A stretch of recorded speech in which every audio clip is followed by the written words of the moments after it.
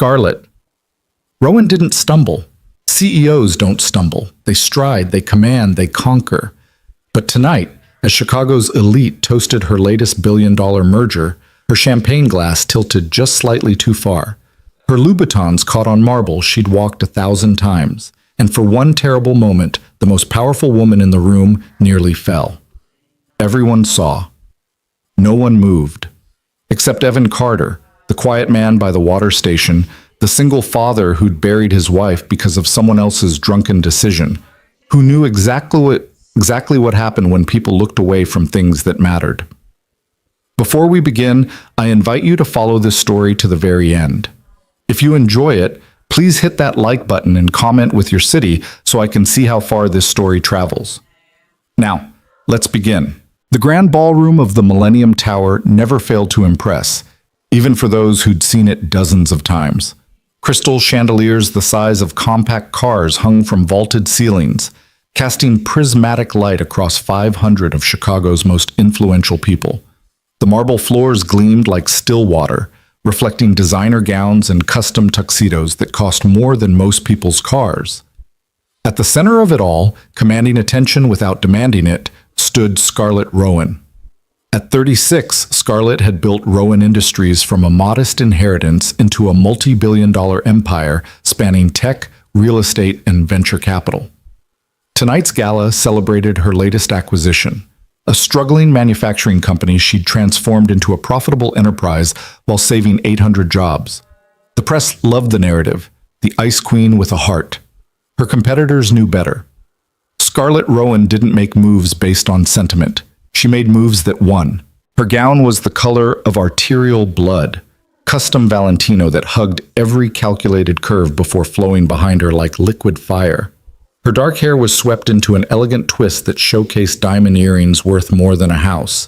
She moved through the crowd like a red comet, trailing conversations and carefully managed laughter. CEOs straightened their spines when she approached. Board members rehearsed their pitches. Everyone wanted a moment of her time, a fraction of her attention, a sliver of her approval. Everyone except Evan Carter. He stood near the beverage station at the room's edge, nursing his third glass of water and checking his watch for the fourth time in 10 minutes. The tuxedo he wore was rented, though he'd been careful to choose one that fit well enough not to broadcast that fact. His shoes were his own, good leather, well-maintained, but not the Italian craftsmanship that surrounded him. At 32, Evan had the kind of face people forgot 5 minutes after meeting him. Pleasant, unremarkable, the kind of quiet competence that blended into backgrounds at events like this. He preferred it that way. Water? Really? The voice belonged to Marcus Chen, one of Evan's colleagues from the data analytics department. Marcus had loosened his bow tie and was working on what appeared to be his fifth cocktail. It's an open bar, man. Company's paying. Live a little. I'm good, Evan replied, offering a small smile that didn't reach his eyes. Suit yourself. Marcus clapped him on the shoulder hard enough to slosh Evan's water. Just seems like a waste, you know? How often do guys like us get invited to something like this? Never, Evan thought. We get invited never. We get obligated. The truth was more complicated than that, but not by much. Rowan Industries employed over 3,000 people across its various holdings. The annual gala was mandatory for senior leadership and strongly encouraged for select high performers from each division. Evan's inclusion had nothing to do with his personality and everything to do with the algorithm he'd developed that had saved the company approximately $14 million in operational inefficiencies over the past fiscal year. He'd been given a gold-embossed invitation, a rental tuxedo allowance, and the clear expectation that he'd show his face, smile appropriately, and demonstrate gratitude for the opportunity to breathe the same air as the executive class. Declining wasn't technically impossible, but it was the kind of career-limiting decision that a single father couldn't afford to make. So Evan had arranged for his sister-in-law Monica to stay with his daughter Addison, had put on the uncomfortable shoes and even more uncomfortable smile, and had shown up to play his part in Scarlett Rowan's carefully orchestrated theater of success. He checked his watch again. 9:47. He'd promised Addison he'd be home by midnight to check on her, even though she insisted she was practically a teenager, at 11 years old, and didn't need checking on. The memory of her eye roll made him smile. A real one this time. "Excuse me, could I get a glass of water, please?" The woman's voice was polite but carried the subtle edge of someone used to being heard the first time. Evan stepped aside automatically, making room at the beverage station. "Of course, I didn't mean to—" He stopped mid-apology when he realized who he was talking to. Scarlett Rowan stood less than 3 feet away, close enough that he could smell her perfume, something expensive that reminded him of night-blooming flowers. Up close, she was somehow both more and less than her public image. The photos didn't capture the sharp intelligence in her dark eyes, but they also didn't show the fine lines of exhaustion at their corners or the way her smile looked like something she'd practiced until it became automatic. "No apology necessary," she said, reaching past him for a glass. Her hand was steady as she filled it from the pitcher, ice cubes clinking softly. "You're Evan Carter, aren't you? Data analytics?" The fact that she knew his name shouldn't have surprised him. Scarlett Rowan was famous for her memory, for knowing every employee's contribution to her empire. But surprise flickered through him anyway, quickly suppressed. "Yes, ma'am. I am." Her lips quirked at the ma'am, but she didn't correct him. "Your efficiency algorithm is elegant work. My CFO hasn't stopped talking about it for 3 months." "Thank you. I'm glad it's been useful." "Useful." She repeated the word like she was tasting it, finding it insufficient. "It's been remarkable. You have a gift for seeing patterns other people miss." Evan had no idea how to respond to that, so he defaulted to the safest option. "I appreciate the recognition." Scarlett studied him for a moment longer than was comfortable, her eyes searching his face for something he couldn't identify. Then she raised her water glass slightly, a tiny salute. "Enjoy your evening, Mr. Carter." "You too, Ms. Rowan." She glided back into the crowd, red gown trailing, and within seconds was absorbed into a cluster of executives competing for her attention. Evan released a breath he hadn't realized he'd been holding. "Dude." Marcus had materialized at his elbow again, eyes wide. "Did Scarlett Rowan just talk to you? Like actual conversation?" "Briefly." "About what?" "Work." "Work?" Marcus shook his head in disbelief. "The Ice Queen knows your name, and you're talking about work like you're discussing the weather. You know how many guys in this room would kill for 5 seconds of her attention?" Evan did know. He could see them circling her like well-dressed sharks, each one angling for position, for advantage, for the chance to be remembered as someone who mattered. Scarlett handled them all with the same practiced grace, her smile never wavering, her posture never relaxing. "She's just doing her job," Evan said quietly. "Making people feel valued. It's good management." "If you say so," Marcus drained his drink. "I'm getting another. You sure you don't want anything stronger?" "I'm sure." As Marcus wandered off, Evan found his attention drifting back to Scarlett. She'd moved to the center of the ballroom now, surrounded by a new constellation of executives and board members. Someone handed her a champagne flute. She took it with a smile, raised it in a toast to something someone said, and drank. That was her 3rd glass since Evan had arrived. He'd noticed because he was trained to notice patterns, to see data in the world around him. 3 glasses in just under 2 hours. Not excessive by most standards, especially at an event like this where alcohol flowed as freely as conversation. But there was something about the way she drank, not savoring, not socializing, but steadying, that made him pay attention. Maybe he was projecting. Maybe he saw problems where none existed because he'd learned to be hypervigilant about this particular problem. Maybe... His phone buzzed in his pocket. He pulled it out, grateful for the distraction. "Everything okay?" "You look stressed in my imagination." Monica's text was accompanied by a string of laughing emojis. "I'm fine," he typed back. "How's Addison?" "Asleep for the last hour. Didn't even finish her movie. I'm binging reality TV and eating your good ice cream." "That's the cheap ice cream. Your good ice cream." Evan smiled despite himself, typed out, "See you by midnight," and pocketed his phone. When he looked up, Scarlett had moved again. She was near the silent auction tables now, examining a painting with an older gentleman Evan recognized as the owner of a major Chicago newspaper. Her champagne glass was empty. Someone, a circling waiter or an attentive executive, had already replaced it with a full one. 4th glass. The evening was far from over. The next hour passed in the peculiar slow-motion way of mandatory social events. Evan made appropriate small talk with people whose names he'd forget by morning. He admired the auction items he had no intention of bidding on: a week in Tuscany, courtside Bulls tickets, a vintage wine collection. He smiled and nodded and checked his watch and reminded himself that this was part of the job, that his presence here mattered in ways he couldn't quantify but understood instinctively. And he watched Scarlett Rowan. Not obviously. Not in the way others watched her, with hunger or envy or calculation. He watched the way he'd learned to watch for signs of danger, for the subtle shifts that indicated when something was going wrong before it became catastrophic. Glass 5 came around 11:15. Glass 6 appeared shortly after. By 11:40, Scarlett's movements had changed in ways so subtle that most people wouldn't notice. Her gestures were slightly wider, her laugh slightly louder, her transitions between conversation groups slightly less smooth.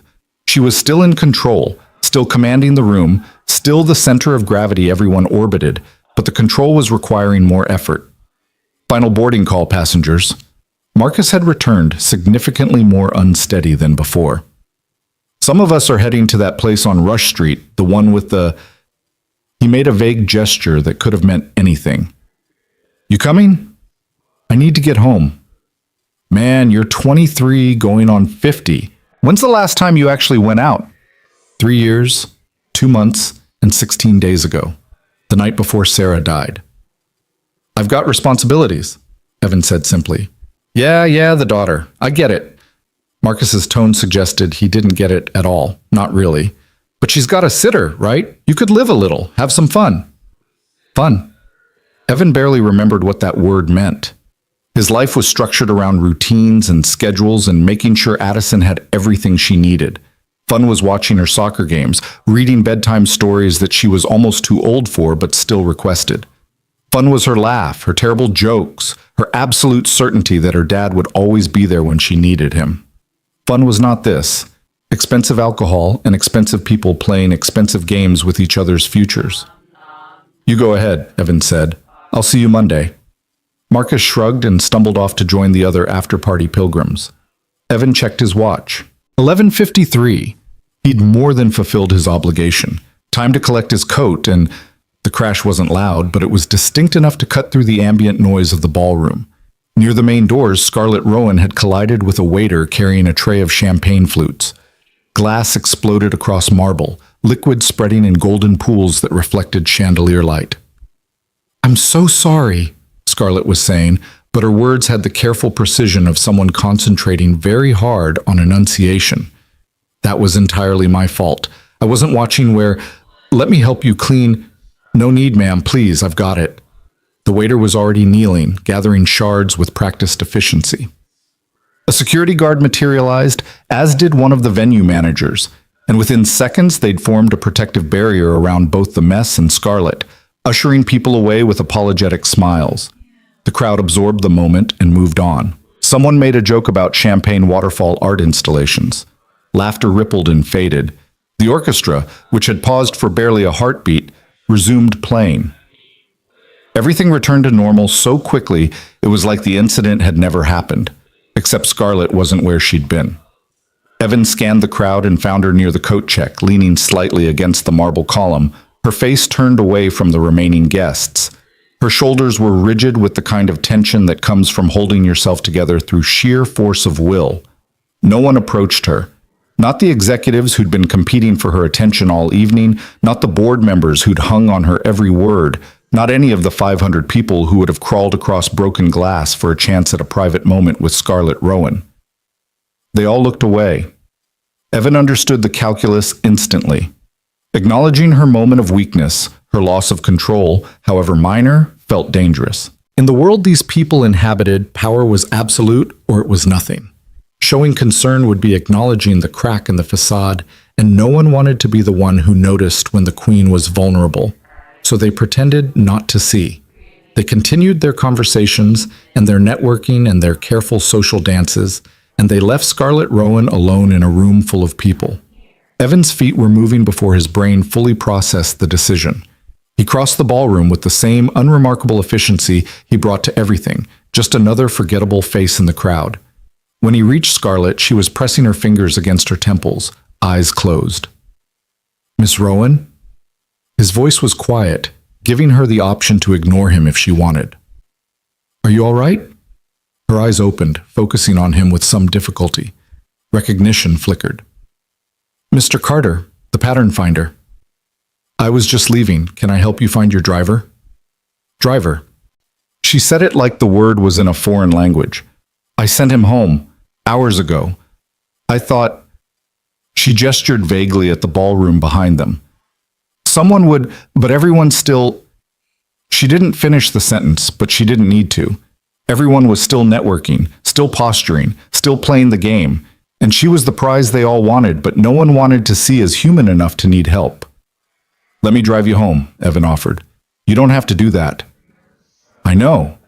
Scarlett studied him for a long moment, her dark eyes trying to focus, trying to assess his motives. Evan kept his expression neutral, patient. He wasn't angling for anything, wasn't trying to leverage this moment into opportunity. He was just a man who recognized a dangerous situation and couldn't walk away from it. Maybe she saw that. Maybe she was just tired of standing. Either way, she nodded once. "Okay." Getting Scarlett's coat took 3 minutes of polite insistence with a coat check attendant who seemed convinced that Ms. Rowan couldn't possibly be leaving with someone like Evan. Getting through the ballroom without attracting attention took longer. People kept trying to intercept them, to pull Scarlett into one more conversation, one more pitch, one more moment of her time.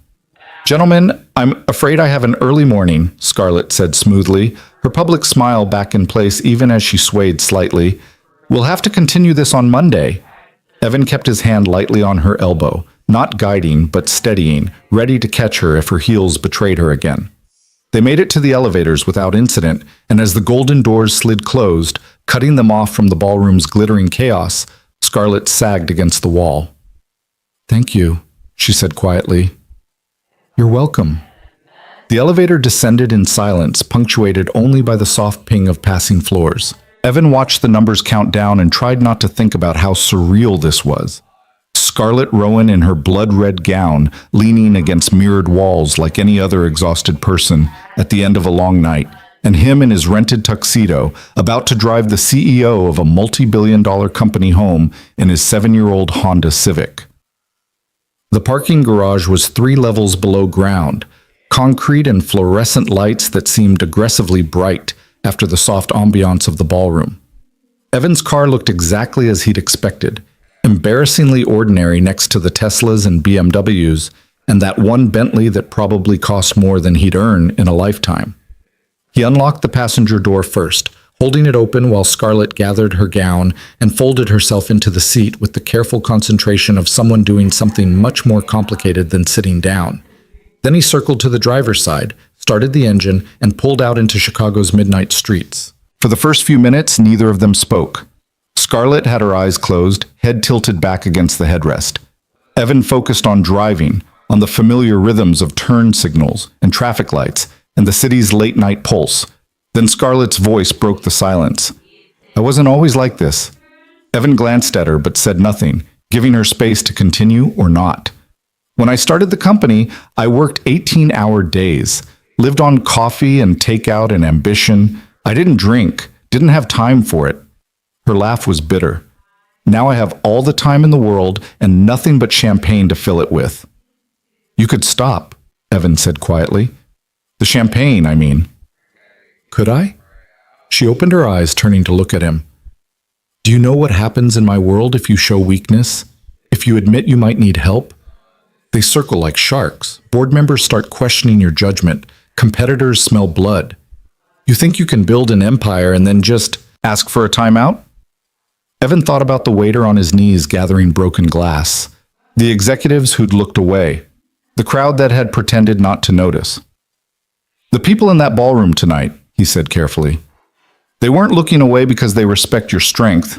They were looking away because they're afraid of your weakness, and you're giving them exactly what they want, a reason to doubt you." Scarlett was quiet for a long moment. When she spoke again, her voice had changed, some of the defensive edge gone. "Why didn't you look away?" "I've seen what happens when people do." "What does that mean?" Evan's hands tightened on the steering wheel. He'd spent 3 years avoiding this conversation, avoiding even thinking about it in any detail that might crack open the careful compartmentalization that kept him functional. But something about the darkness of the car, the lateness of the hour, the strange intimacy of this moment made the words come easier. "My wife died 3 years ago," he said, "hit by a drunk driver. 22-year-old kid who'd had too much at a party.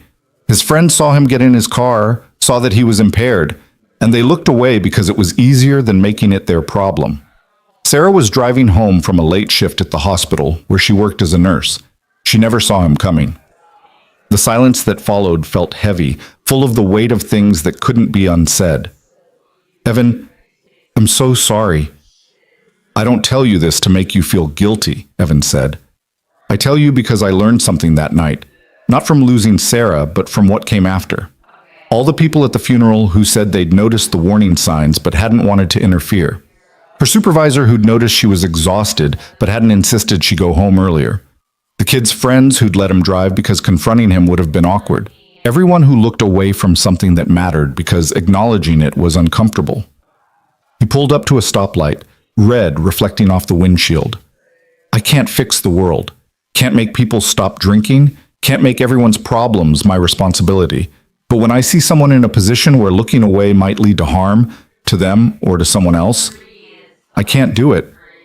I won't be the person who looked away." Scarlett didn't respond immediately. When the light turned green and Evan accelerated, she finally spoke, her voice rough. "Your daughter. How old?" 11. "Addison, she's—" He paused, searching for words adequate to describe his daughter and finding them all insufficient. "She's everything." "Does she know? About her mother?" "She was 8 when it happened. She remembers."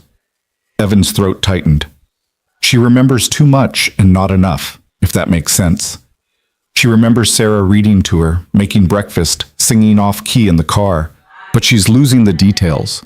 The exact sound of her voice, the specific way she smiled, and I can see her trying to hold on to those memories, and I can see them slipping away, and there's nothing I can do about it." "You're doing everything you can," Scarlett said softly, "being there for her. That matters more than you know." "I hope so."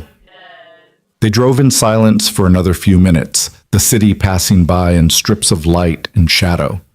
Then Scarlett gave him her address, a high-rise building on the Gold Coast that Evan recognized from architectural magazines Addison had shown him. The kind of place where the doormen wore uniforms and the lobby had its own art collection. He pulled up to the entrance, put the car in park, and turned to look at Scarlett. In the dim light of the car's interior, she looked younger somehow, or maybe just more human. The armor of her public persona had fallen away, leaving someone who was tired and lonely and scared in ways she probably never admitted. "Thank you," she said again, "for seeing me, for not looking away.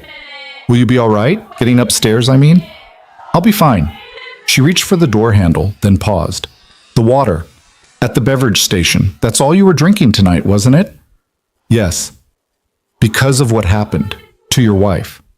Because of what I saw it do to my daughter. The grief was bad enough. I couldn't add my own problems to her burden." He met her eyes. "I haven't had a drink since the night before Sarah died. Not because I was an alcoholic, but because I couldn't trust myself not to become one. Couldn't risk Addison losing both parents to the same thing." Scarlett nodded slowly, processing this. "That's why you noticed. Tonight. Why you paid attention when no one else did." "Yes." "I'm not an alcoholic," she said, but it sounded like she was trying to convince herself as much as him. "I didn't say you were. But you're using alcohol to cope with something. And coping isn't the same as solving. Eventually, the thing you're coping with breaks through anyway, and then you have 2 problems instead of 1. When did you become so wise?" "I'm not wise. I'm just familiar with the cost of looking away." Scarlett opened the door and stepped out into the cool night air. The doorman was approaching, his expression carefully neutral despite the hour and the state of his most famous resident. Before closing the door, Scarlett leaned back down. "Will I see you on Monday? At the office?" "I'll be there." "Good."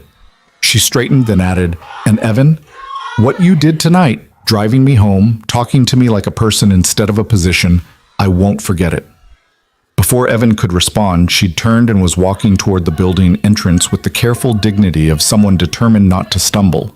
The doorman held the door, murmured something respectful, and they both disappeared into the building's golden interior. Evan sat in his car for a moment longer, hands still on the steering wheel, trying to process what had just happened.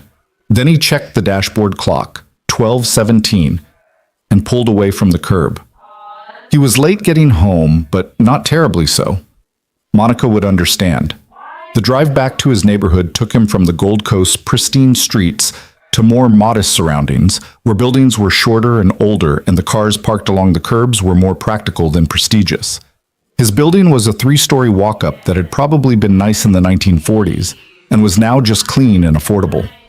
He parked in his assigned spot, climbed the stairs to the second floor, and unlocked his apartment as quietly as possible. Monica was on the couch, laptop open, some reality show playing on mute. She looked up when he entered, eyebrows rising at the tuxedo. Well, how was the fancy party?" "Long," Evan said, shrugging out of the jacket. "Thanks for staying." "Anytime." Addison was an angel, as always. Went to bed without protest at 9:30. "Did she finish her homework?" "Math and English both. She wanted me to tell you she needs new cleats for soccer. Apparently her current ones are tragically outdated, and she'll die of embarrassment if she has to wear them to practice again." Evan smiled tiredly. "Noted. I'll take her shopping this weekend." Monica closed her laptop, studying him. "You okay? You look, I don't know, like something happened. Just a weird night." "Weird how?" Evan considered how to answer that. How to explain that he'd spent the last hour of his evening driving Chicago's most powerful CEO home and having a conversation about loss and loneliness and the ways people learn to cope with both. How to describe the strange moment of connection he'd felt with someone who existed in a completely different world from his. "Weird, like I remembered why I don't drink at company parties," he finally said. Monica laughed. "Fair enough. Well, I'm going to head home before Josh starts texting about where I am. You know how he gets." She grabbed her coat and bag, then paused at the door. "Seriously though, Evan, if you ever want to talk about anything, Sarah or work or just life, I'm here." "I know, thank you." After Monica left, Evan changed out of the tuxedo and into comfortable clothes, moving quietly through his small apartment. He checked on Addison, opening her door just enough to see her curled up under her constellation-patterned comforter, one arm wrapped around the stuffed elephant Sarah had given her for her 5th birthday. Her breathing was deep and even, her face peaceful in sleep. Evan stood there for a long moment, watching his daughter and feeling the familiar tightness in his chest that came from loving someone so much it physically hurt. She was everything good that remained from his life with Sarah. Every laugh, every accomplishment, every terrible joke and eye roll and stubborn insistence on independence, it was all proof that something beautiful could survive even the worst tragedy. He closed her door quietly and went to his own room, but he didn't sleep. He lay in bed staring at the ceiling, thinking about Scarlett Rowan in her red gown, about the loneliness in her eyes, about the way everyone had looked away when she stumbled. He thought about the cost of power and the price of being human in a world that demanded perfection. He thought about coping mechanisms and the stories people told themselves to justify their choices.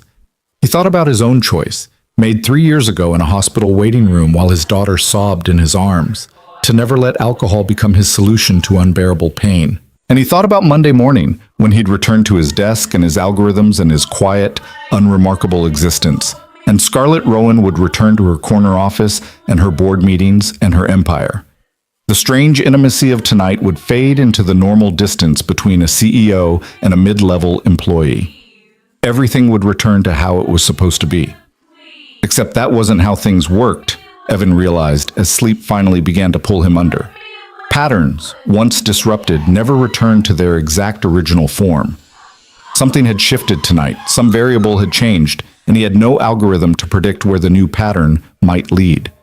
But he'd learned to trust his instincts about these things, about the subtle shifts that indicated when something fundamental was changing.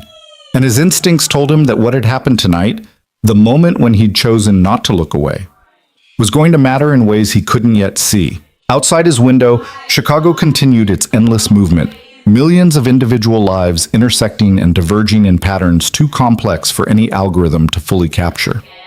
Somewhere in the city, in a penthouse apartment with a view of the lake, Scarlett Rowan was probably lying awake as well, thinking about the same moment from a different angle, wondering what it meant that someone had finally seen her not as a position or a prize, but as a person who needed help. The night didn't offer any answers, but sometimes, Evan had learned, asking the right questions was enough to start changing the pattern, and tomorrow would reveal whether that change was for better or worse. For now, though, there was just this: the quiet apartment, his daughter sleeping safely down the hall, and the strange, uncertain knowledge that he'd done something that mattered, even if he couldn't yet see the full shape of what he'd set in motion. That would have to be enough. Monday morning arrived with the kind of gray drizzle that made Chicago feel like it was wrapped in wet newspaper.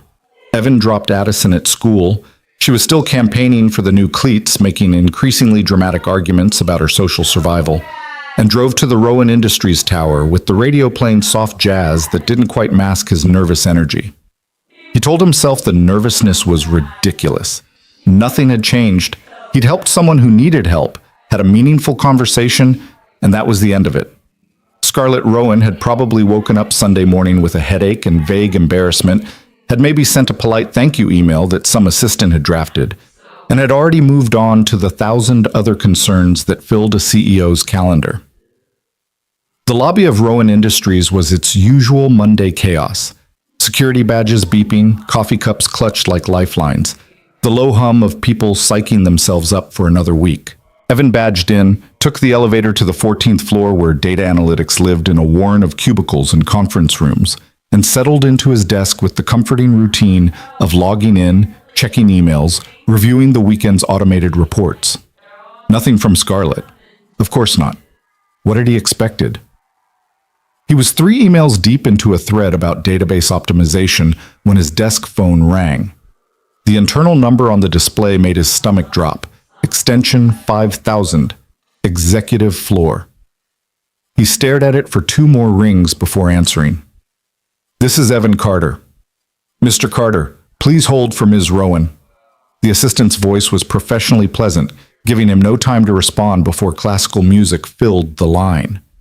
Evan's mind raced through possibilities, each one more uncomfortable than the last. Maybe she was calling to politely establish boundaries, to make clear that Friday night's vulnerability was an aberration that shouldn't be mentioned again. Maybe she'd reconsidered his comments in the car, decided they were presumptuous. Maybe... "Evan?" Scarlett's voice cut through his spiraling thoughts, clear and composed. "Good morning. Do you have a moment?" "Of course, Ms. Rowan." "Could you come up to my office? There's something I'd like to discuss." The classical music returned before he could ask what. Evan set down the phone and stared at his monitor for a solid 10 seconds, trying to calibrate his reaction. Around him, the usual Monday morning sounds continued. Keyboards clicking, someone laughing at a joke, the coffee maker gurgling in the break room. Normal life, carrying on while his own veered into unexpected territory. Marcus rolled his chair over from the adjacent cubicle, eyebrows raised. "Was that who I think it was?" "I need to go upstairs for a minute." "Upstairs like executive floor upstairs?" "Yes." "Dude." Marcus's eyes went wide. "What did you do?" "I have no idea." The executive floor occupied the entire 42nd story of the tower and was designed to remind visitors that they had ascended to rarefied air. The elevator opened onto a reception area with floor-to-ceiling windows overlooking the city, modern art that probably cost more than Evan's annual salary, and a receptionist who looked like she'd stepped out of a fashion magazine. "Evan Carter," he told her. "Ms. Rowan is expecting me." She smiled with professional warmth that didn't quite reach her eyes, made a brief call, then gestured toward the corridor. "Third door on the left. Ms. Rowan's assistant will meet you." The assistant was a woman in her 50s named Patricia, who Evan had encountered once before during his initial presentation of the efficiency algorithm. She had the kind of competent energy that suggested she ran half the company while Scarlett ran the other half. "Mr. Carter, good to see you again." She shook his hand firmly. "Ms. Rowan is just finishing a call. Can I get you coffee? Water?" "Water would be great, thank you." Patricia led him to a small sitting area outside Scarlett's office. leather chairs, more expensive art, a view that made Chicago look like an architect's model. She returned with water in actual glass, not paper cups, and Evan sipped it while trying not to think about the fact that he was sitting outside the CEO's office on a Monday morning for reasons he couldn't begin to guess. The door opened and a man in an expensive suit emerged, looking pleased with himself. Patricia caught Evan's eye and nodded. "You can go in now." Scarlett's office was exactly what he'd expected and nothing like it at the same time. Yes, there was the massive desk and the leather chairs and the panoramic windows, but there were also personal touches that surprised him. A small jade plant on the windowsill, a framed photograph of what looked like a much younger Scarlett with an older woman, possibly her mother. Books lined one wall, not just business texts, but novels, poetry, philosophy. Scarlett stood by the windows, silhouetted against the gray morning light. She'd traded Friday's red gown for a charcoal suit that was somehow both severe and elegant. When she turned to face him, her expression was controlled but not cold. "Evan, thank you for coming up." "Of course. Please sit." She gestured to the chairs opposite her desk, then took her own seat, creating a distance that felt simultaneously professional and intentional. For a moment, she simply looked at him, and Evan had the unsettling sense that she was seeing through all his carefully maintained ordinariness to something underneath. "I owe you an apology," she said finally. That was not what he'd expected. "You don't... Please, let me finish." She laced her fingers together on the desk, a gesture that looked almost like prayer. "Friday night, I put you in an uncomfortable position. You were at a company event, and I wasn't at my best. You felt obligated to help because of the power dynamics between us, and that wasn't fair to you." "Miss Rowan, I didn't feel obligated. I offered because I wanted to help." "Did you? Or did you offer because saying no to your CEO would have felt impossible?" Evan considered this carefully. The truth was complicated, layered with motivations he hadn't fully examined himself. "I offered because I saw someone who needed help, and everyone else was looking away. The fact that you're my CEO made it more complicated, but it didn't change the fundamental situation." Scarlett studied him for a long moment. "In the car, you told me about your wife, about the drunk driver. That can't have been easy." "It wasn't, but it felt important that you understand why I noticed, why I couldn't look away. And the things you said about coping versus solving, about alcohol being a problem I was creating rather than a solution I was finding." She paused, seeming to choose her words carefully. "I've thought about that conversation quite a bit over the weekend." And you were right. The admission seemed to cost her something. "I've been drinking more over the past year, not enough to interfere with work, or so I told myself. Just enough to make the evenings more tolerable, the loneliness less sharp. But Friday night I crossed a line I swore I'd never cross. I lost control in public, and if you hadn't been there..." She stopped, shook her head. "I've spent 3 days thinking about what could have happened, how much worse it could have been." Evan waited, sensing there was more she needed to say. "I called you up here to thank you properly, and to tell you that I've made an appointment with someone, a therapist who specializes in..." She waved her hand vaguely. "Executive stress and related issues. My first session is Wednesday." "That's good. That's really good." "I'm not an alcoholic," Scarlett said, and Evan heard the defensiveness creeping back into her voice. "I want to be clear about that, okay? But I've been using alcohol in ways that aren't healthy, and I've been ignoring that because admitting it felt like admitting weakness, and I can't afford..." She stopped herself. "No. That's the old thinking, isn't it? The thinking that led to Friday night. The truth is that ignoring problems doesn't make them go away. It just makes them worse." "Yes." Scarlett leaned back in her chair, some of the formal tension leaving her shoulders. "You have a gift for saying exactly enough, and not a word more. Do you know that? My daughter tells me I'm frustratingly calm in most situations." She's not wrong. A small smile crossed Scarlett's face, the first genuine one he'd seen from her that morning. "Tell me about her. Addison, right?" The invitation surprised him, but Evan found himself responding to it naturally. "She's 11. Smart, stubborn, completely certain she knows everything. She plays soccer, hates math homework, and has recently decided that her entire social status depends on having cleats that don't embarrass her. The trials of middle school. I'm not ready for middle school. She keeps growing up, and I keep wanting to freeze time. That's what good parents do, Scarlett said softly. Want to protect their children from time itself. Something in her tone made Evan ask, "Do you have kids?" "No. I always thought there would be time for that. After I built the company, after I proved myself, after I secured everything. But there's always another milestone, another goal, another reason to wait. And now I'm 36 and I've built this empire, but I come home to an empty penthouse and the only things waiting for me are emails and expensive wine." The honesty in the statement hung between them, vulnerable in a way that seemed to surprise Scarlett herself. She straightened slightly, as if remembering who and where she was. "I'm sorry. I didn't call you up here to unload my personal struggles." "It's okay," Evan said. "Friday night, you saw me as a person instead of just an employee. Seems fair that I return the courtesy." Scarlett's expression shifted, something warming in her eyes. "You're an interesting man, Evan Carter. Most people in your position would be angling for something right now. A promotion, a raise, leverage.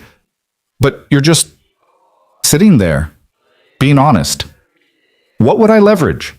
The fact that you had a rough night? That you're human?" Evan shook his head. "That's not who I am." "No," Scarlett agreed quietly. "I suppose it isn't."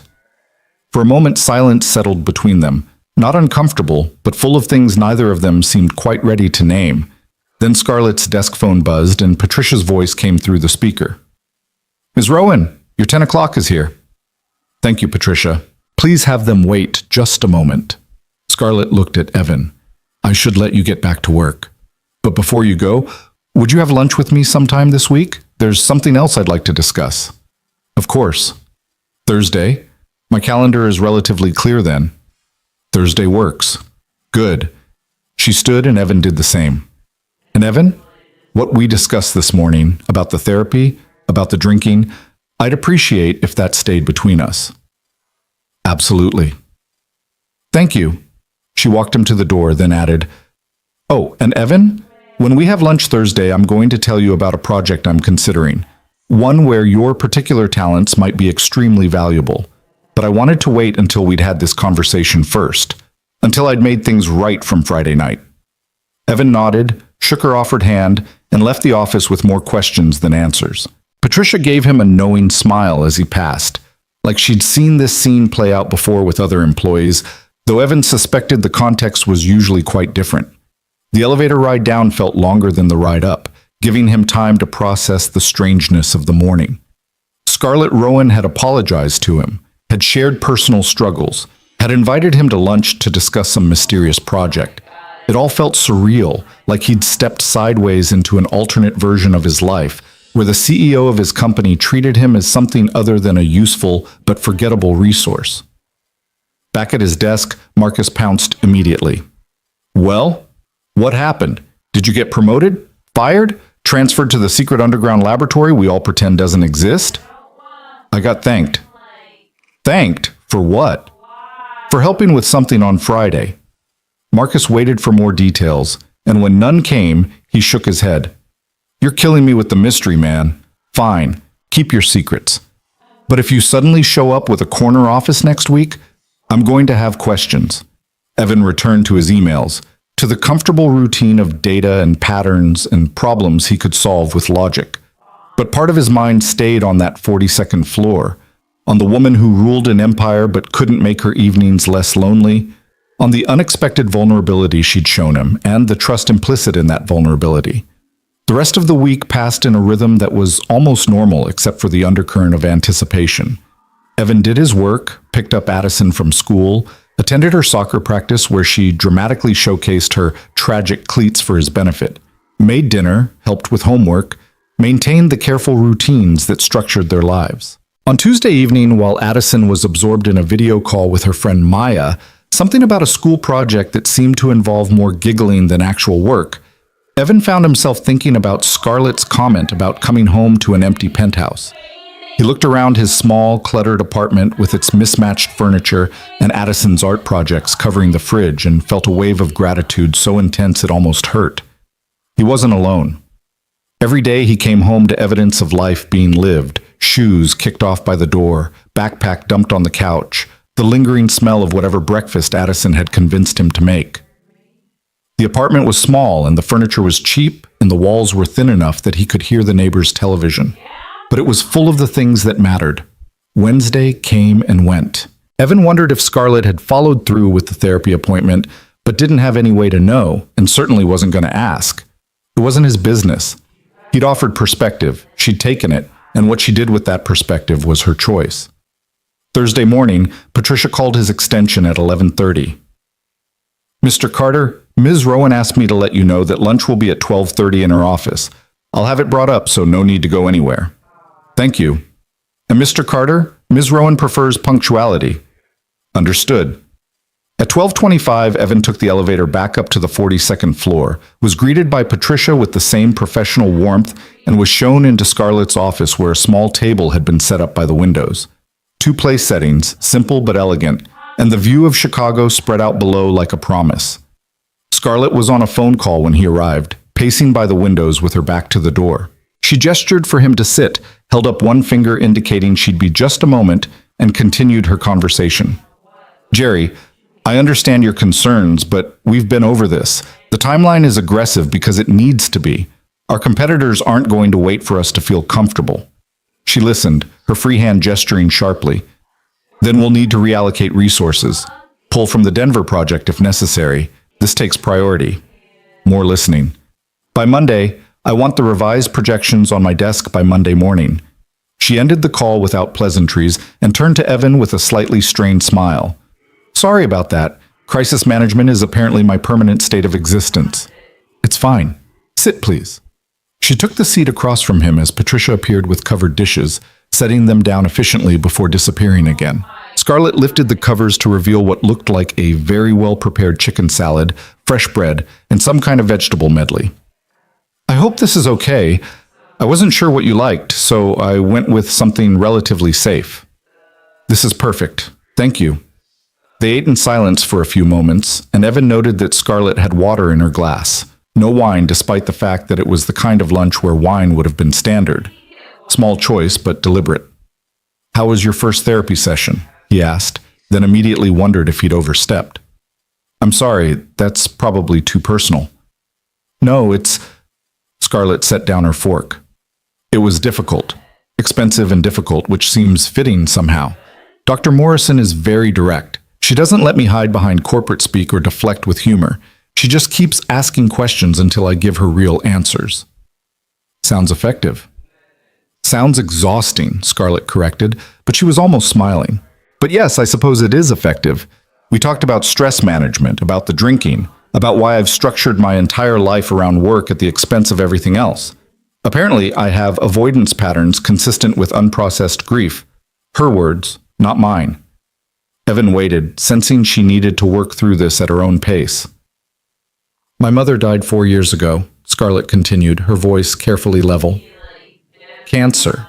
Very aggressive, very quick. She went from diagnosis to gone in 8 months. And I threw myself into the business.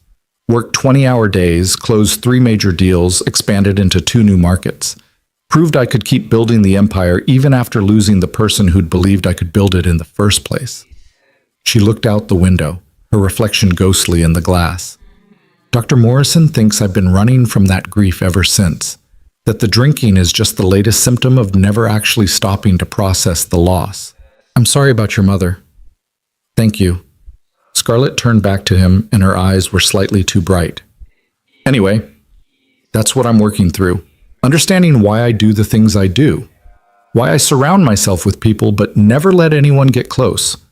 Why I've built this perfect life that feels completely hollow. It's not hollow, Evan said gently. You've built something remarkable. You employ thousands of people, create opportunities, solve problems. That matters. Does it? Because some days I wonder if I've just created a very expensive distraction from the fact that I'm terrified of being alone with my own thoughts. Evan recognized that kind of honesty, the kind that came from finally saying out loud the things you'd only thought in the darkest hours. After Sarah died, I had about 6 months where I couldn't be alone. Every quiet moment, my brain would fill with worst-case scenarios. I'd imagine Addison getting sick, getting hurt, all the ways I could lose her too. Monica practically moved in because I couldn't handle the nights when Addison was asleep and I had nothing to do but think. How did you get through it? Therapy helped, time helped, but mostly... He paused, trying to articulate something he'd never quite put into words before. Mostly I realized that avoiding the grief didn't make it smaller. It just made it sharper, more likely to cut me when I wasn't expecting it. So I had to learn to sit with it, to let myself miss Sarah without trying to fix or escape that missing. And gradually, it got easier. Not better, exactly, but easier. Scarlett absorbed this, nodding slowly. Dr. Morrison said something similar, that grief isn't something you solve, it's something you integrate. That sounds right. They returned to their meal, but the atmosphere had shifted into something more comfortable. After a few minutes, Scarlett seemed to gather herself, straightening in her chair with the visible return of her CEO persona. So, I mentioned I wanted to discuss a project with you. You did. Over the past year, I've been quietly acquiring smaller companies, not for their market share, but for their data infrastructure. I'm building something new, an AI-driven analytics platform that could revolutionize how mid-sized companies optimize their operations. It's ambitious, potentially industry-disrupting, and absolutely dependent on having someone who understands both the technical architecture and the practical applications. She looked at him directly. I want you to lead the development team. Evan set down his fork carefully. Lead the team. You'd report directly to me, have full autonomy over the technical decisions, budget authority within reason, and profit sharing in the platform's success. It would mean longer hours, more responsibility, significantly more visibility within the company, but I think you're perfect for it. Why me? You have people with more experience, more credentials, more ambition? Scarlett smiled slightly. That's exactly why you. Everyone else I could choose for this would be using it as a stepping stone to the next opportunity. You're not playing career chess. You're not angling for power. You solve problems because they interest you, and you do it well because excellence matters to you. That's what this project needs. Evan's mind was racing. The opportunity was extraordinary, career-defining, financially significant, exactly the kind of advancement that people dreamed about. But it would also mean fundamental changes to his carefully balanced life. More hours at work meant less time with Addison. More visibility meant more pressure, more scrutiny, more chance of failure in ways that would affect her security. Can I think about it? He asked. Of course. Take the time you need. Scarlett paused. But I should mention, part of why I'm offering this to you specifically is because of last Friday. Not because I owe you, but because you demonstrated something that's rare in my world. Integrity without agenda. And I need someone on this project who I can trust completely. I appreciate that, really. But I need to consider what it would mean for my daughter, for our life. I understand. And Evan? She waited until he met her eyes. Whatever you decide, Friday night doesn't change anything about your position here. You're not going to be punished for saying no, and you weren't offered this as a reward for helping me. This is a genuine opportunity based on genuine merit. I just wanted you to know that. Thank you. Patricia appeared as if summoned, clearing their plates with quiet efficiency. Scarlett checked her watch and sighed. I have a board meeting in 15 minutes. They're going to try to push back on the Denver timeline, and I'm going to have to remind them that playing it safe is how companies become irrelevant. She stood, and Evan did the same. Think about the offer. Take whatever time you need. Patricia will send you the full project details and compensation structure. They shook hands, and Evan left the office with his mind full of possibilities and complications. The elevator ride down was a blur. Back at his desk, he tried to focus on work, but his thoughts kept circling the offer, examining it from every angle, weighing pros and cons like variables in an equation. That evening, after dinner and homework, and Addison's detailed complaint about the injustice of having to write a book report on a book with actual chapters, not a graphic novel, Dad. It's basically medieval torture. Evan found himself staring at his laptop, reading through the project details Patricia had sent. The scope was breathtaking. The compensation would change their lives. He could afford a better apartment, could save aggressively for Addison's college, could stop worrying quite so much about car repairs and unexpected expenses. But it would also mean late nights, weekend work, constant pressure to deliver results. His phone buzzed. Monica's name appeared on the screen. "Hey," he answered. "What's up?" "Nothing, just checking in. You sounded weird when you texted earlier." "Weird how?" "Distracted. Usually your texts are like 3 words and maybe a punctuation mark if I'm lucky. Today you sent a whole paragraph about your day. It freaked me out." Despite everything, Evan smiled. "I got offered a promotion, big one." "That's amazing. Congratulations. Why don't you sound happy about it?" "Because I don't know if I should take it." Monica was quiet for a moment. When she spoke again, her voice was gentle. "This is about Addison. Everything's about Addison. Evan, listen to me. Sarah would want you to live your life, to take opportunities, to be more than just Addison's dad." "I am more than just her dad." "Are you? When's the last time you did something just for yourself? Went out with friends, pursued a hobby, took a risk?" "I'm perfectly content with my life." "Content isn't the same as happy, and you know it." She sighed. "Look, I'm not saying you should definitely take this job, but I am saying you should consider it for the right reasons, not because you're afraid that building a career means you're failing as a father." After they hung up, Evan sat in the dark living room for a long time, listening to the building's familiar sounds, the pipes clanking, the neighbors arguing about something trivial, the distant siren of an ambulance heading toward one of the nearby hospitals. This apartment, this life, was safe, predictable, enough. But was enough really enough? Friday morning, Evan made his decision. He'd spent most of the night staring at the ceiling, running scenarios, weighing options, until finally around 3 a.m. Something clicked into place. Monica was right. Content wasn't the same as happy.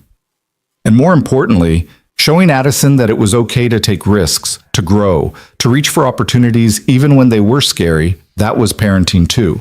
Maybe the most important kind. He called Patricia at 9:15 before he could second-guess himself.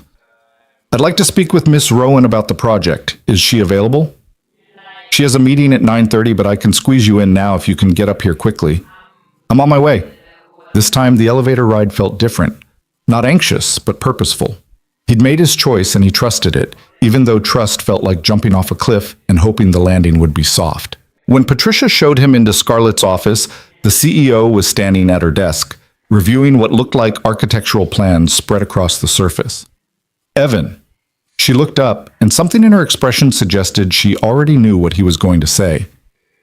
"You've decided." "I want to take the position, lead the development team." A smile crossed her face, genuine and warm in a way he'd rarely seen from her. "I'm glad, really glad. But I need to set some boundaries first." The smile didn't fade, but it shifted slightly, becoming more interested. "I'm listening." "My daughter comes first, always. That means I can't work late every night, can't be available every weekend, can't put the project ahead of her needs. I'll work hard, I'll deliver results, but I won't sacrifice being her father for being your employee." Scarlett was quiet for a moment, studying him. Then she moved around the desk and leaned against it, her posture more relaxed than formal. "Do you know why I really offered you this position?" "You said it was because of my integrity." "That's part of it. But the bigger reason is because you understand priorities in a way most people in this building don't. You know what actually matters. And I need that perspective on this project, because if we build something that requires people to destroy their lives to maintain it, we've failed no matter how profitable it becomes." She crossed her arms, but it wasn't defensive, more thoughtful. "So yes, your daughter comes first. I expect that. And I'll structure the team and the timeline to accommodate it. If that means hiring additional support or adjusting deadlines, we'll do it. Because I'd rather have you working reasonable hours and staying engaged than burning out in 6 months." Evan felt something unknot in his chest, a tension he hadn't fully acknowledged until it released. "Thank you. Don't thank me yet. This is still going to be demanding work, just not soul-destroying work." She pushed off the desk and extended her hand. "Welcome to the project, Evan. Patricia will handle all the paperwork and transition details. You'll start officially next Monday, which gives you a week to wrap up your current responsibilities." They shook hands, and this time the gesture felt less formal, more like a partnership being sealed between equals. As Evan turned to leave, Scarlett called after him. "Evan, bring Addison by sometime. I'd like to meet her." He turned back, surprised. You want to meet my daughter? If you're comfortable with it, I'd like to meet the person who's shaped who you are, who taught you what's worth protecting. She'd probably spend the whole time asking you about what it's like to be a CEO. Fair warning, she has no filter.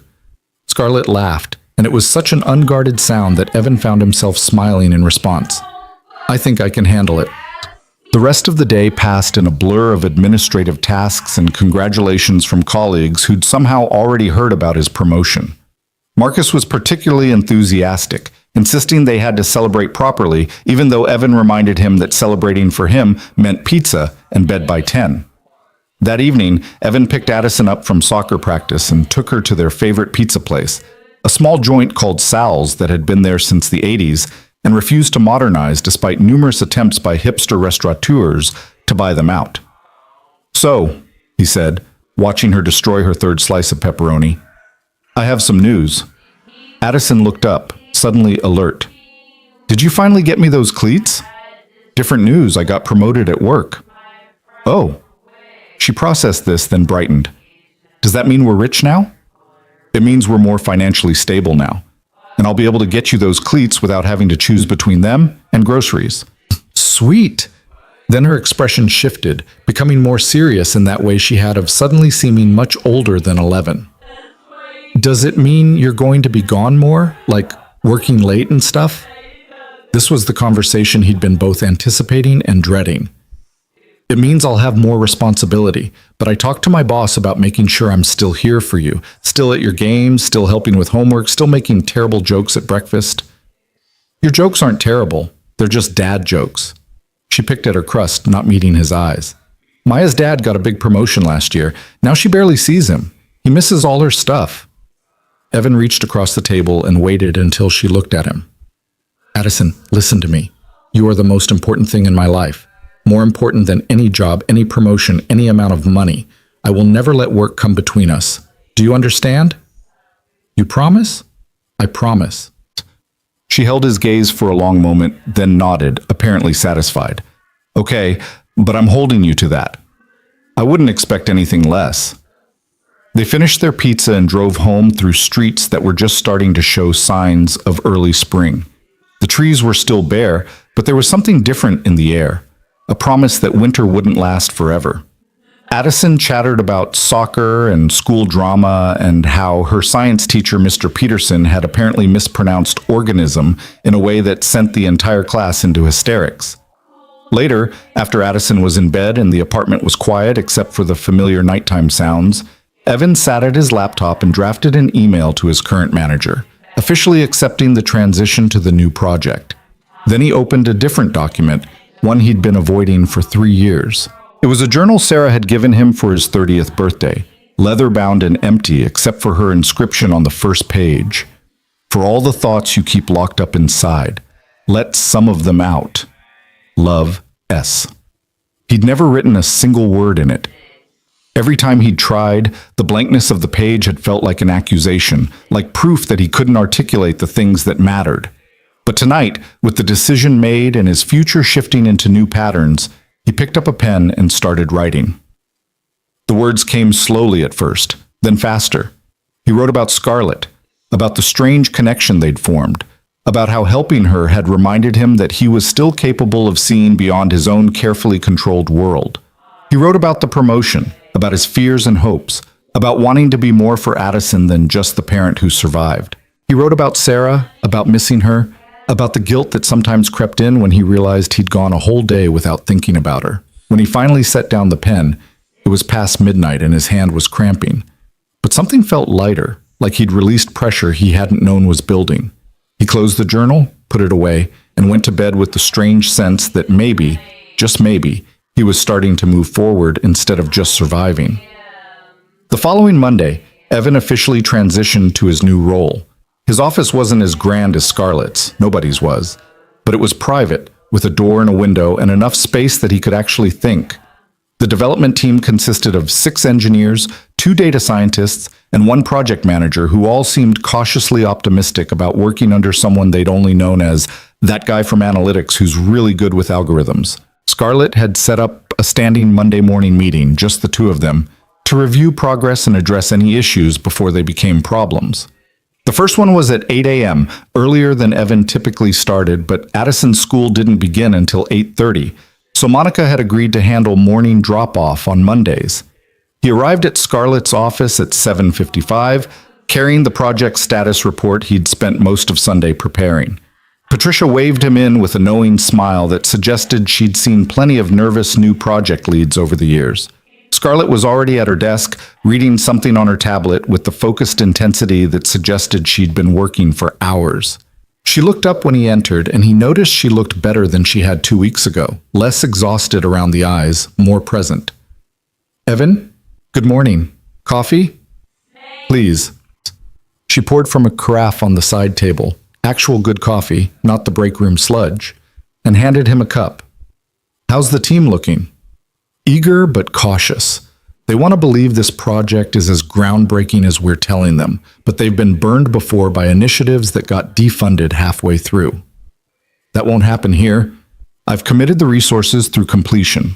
She settled into the chair across from him rather than behind her desk, creating a more collaborative atmosphere.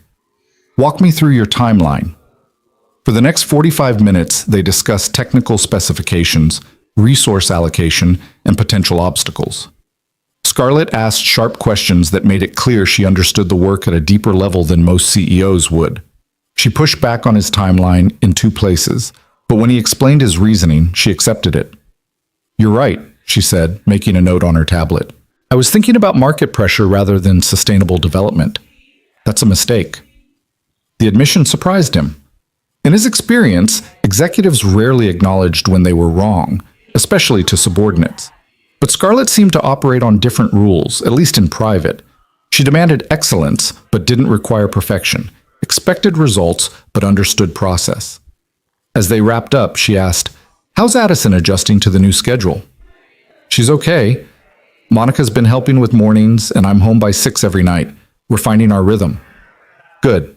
Scarlett hesitated, then added, "I meant what I said about meeting her, if you're comfortable with it." "I am. Maybe next week? I could bring her by after school one day." "Wednesday would work. I have a lighter afternoon." Something shifted in her expression, a vulnerability showing through. "I'll try not to intimidate her." "You won't."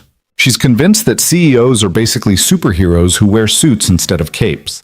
You'll probably end up disappointing her by being normal. "I'll do my best to live up to the superhero standard." Over the following weeks, a pattern emerged. Monday morning meetings with Scarlett, where they talked about the project, but also increasingly about other things. Wednesday team reviews, where Evan's group presented their progress, and he discovered he was actually good at leadership in ways he'd never expected. Friday afternoon check-ins, where he and Scarlett would grab coffee from the executive floor's private machine and stand by the windows, watching Chicago and talking about nothing important. The project was going well, more than well. They were ahead of schedule. The technology was performing better than projected, and early tests with partner companies were generating significant interest.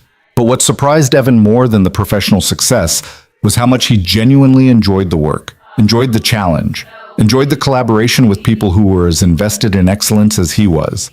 And he enjoyed working with Scarlett. It had started professionally, but somewhere along the way it had shifted into something more complex.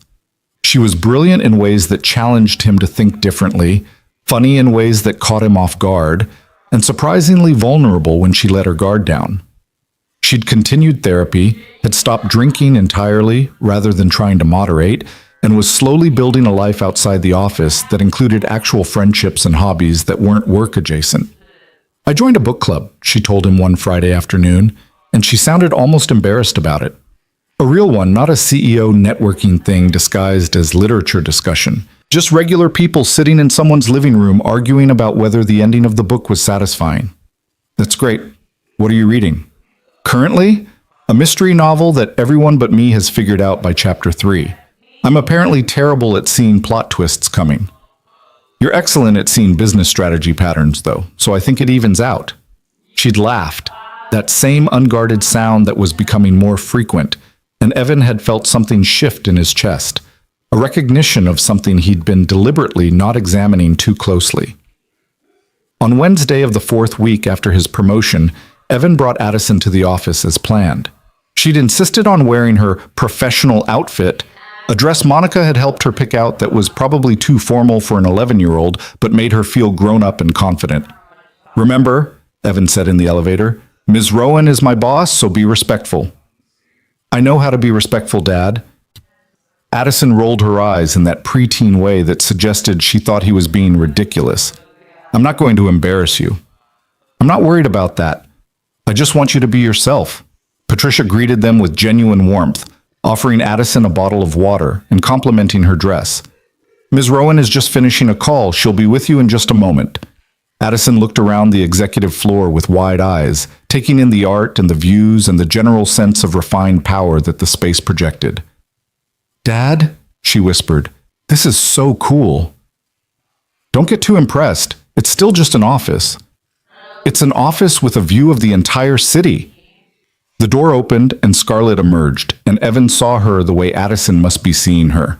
Intimidating and impressive in a charcoal suit, her dark hair perfect, her posture radiating confidence. But then Scarlett smiled, and the intimidation softened into something more approachable. "You must be Addison." "I'm Scarlett. It's wonderful to meet you." Addison shook her hand with the serious formality of someone trying very hard to make a good impression. "It's nice to meet you too, Ms. Rowan. Thank you for giving my dad this opportunity." "Your dad earned this opportunity all by himself. I'm just grateful he accepted it." Scarlett glanced at Evan. "She's lovely. You must be very proud." "Every single day." Scarlett led them into her office, and for the next 30 minutes, Evan watched his daughter and his boss engage in a conversation that started with polite questions and quickly evolved into genuine exchange. Addison asked about what it was like to run a company, and Scarlett answered honestly, not talking down to her but not oversimplifying either. She talked about the challenges and rewards, about making difficult decisions, about learning from failures. "Do you ever get scared?" Addison asked. "Like, that you'll make the wrong choice and mess everything up?" "All the time," Scarlett admitted. "But I've learned that being scared doesn't mean you're doing something wrong. Sometimes it means you're doing something important." Addison absorbed this, nodding thoughtfully.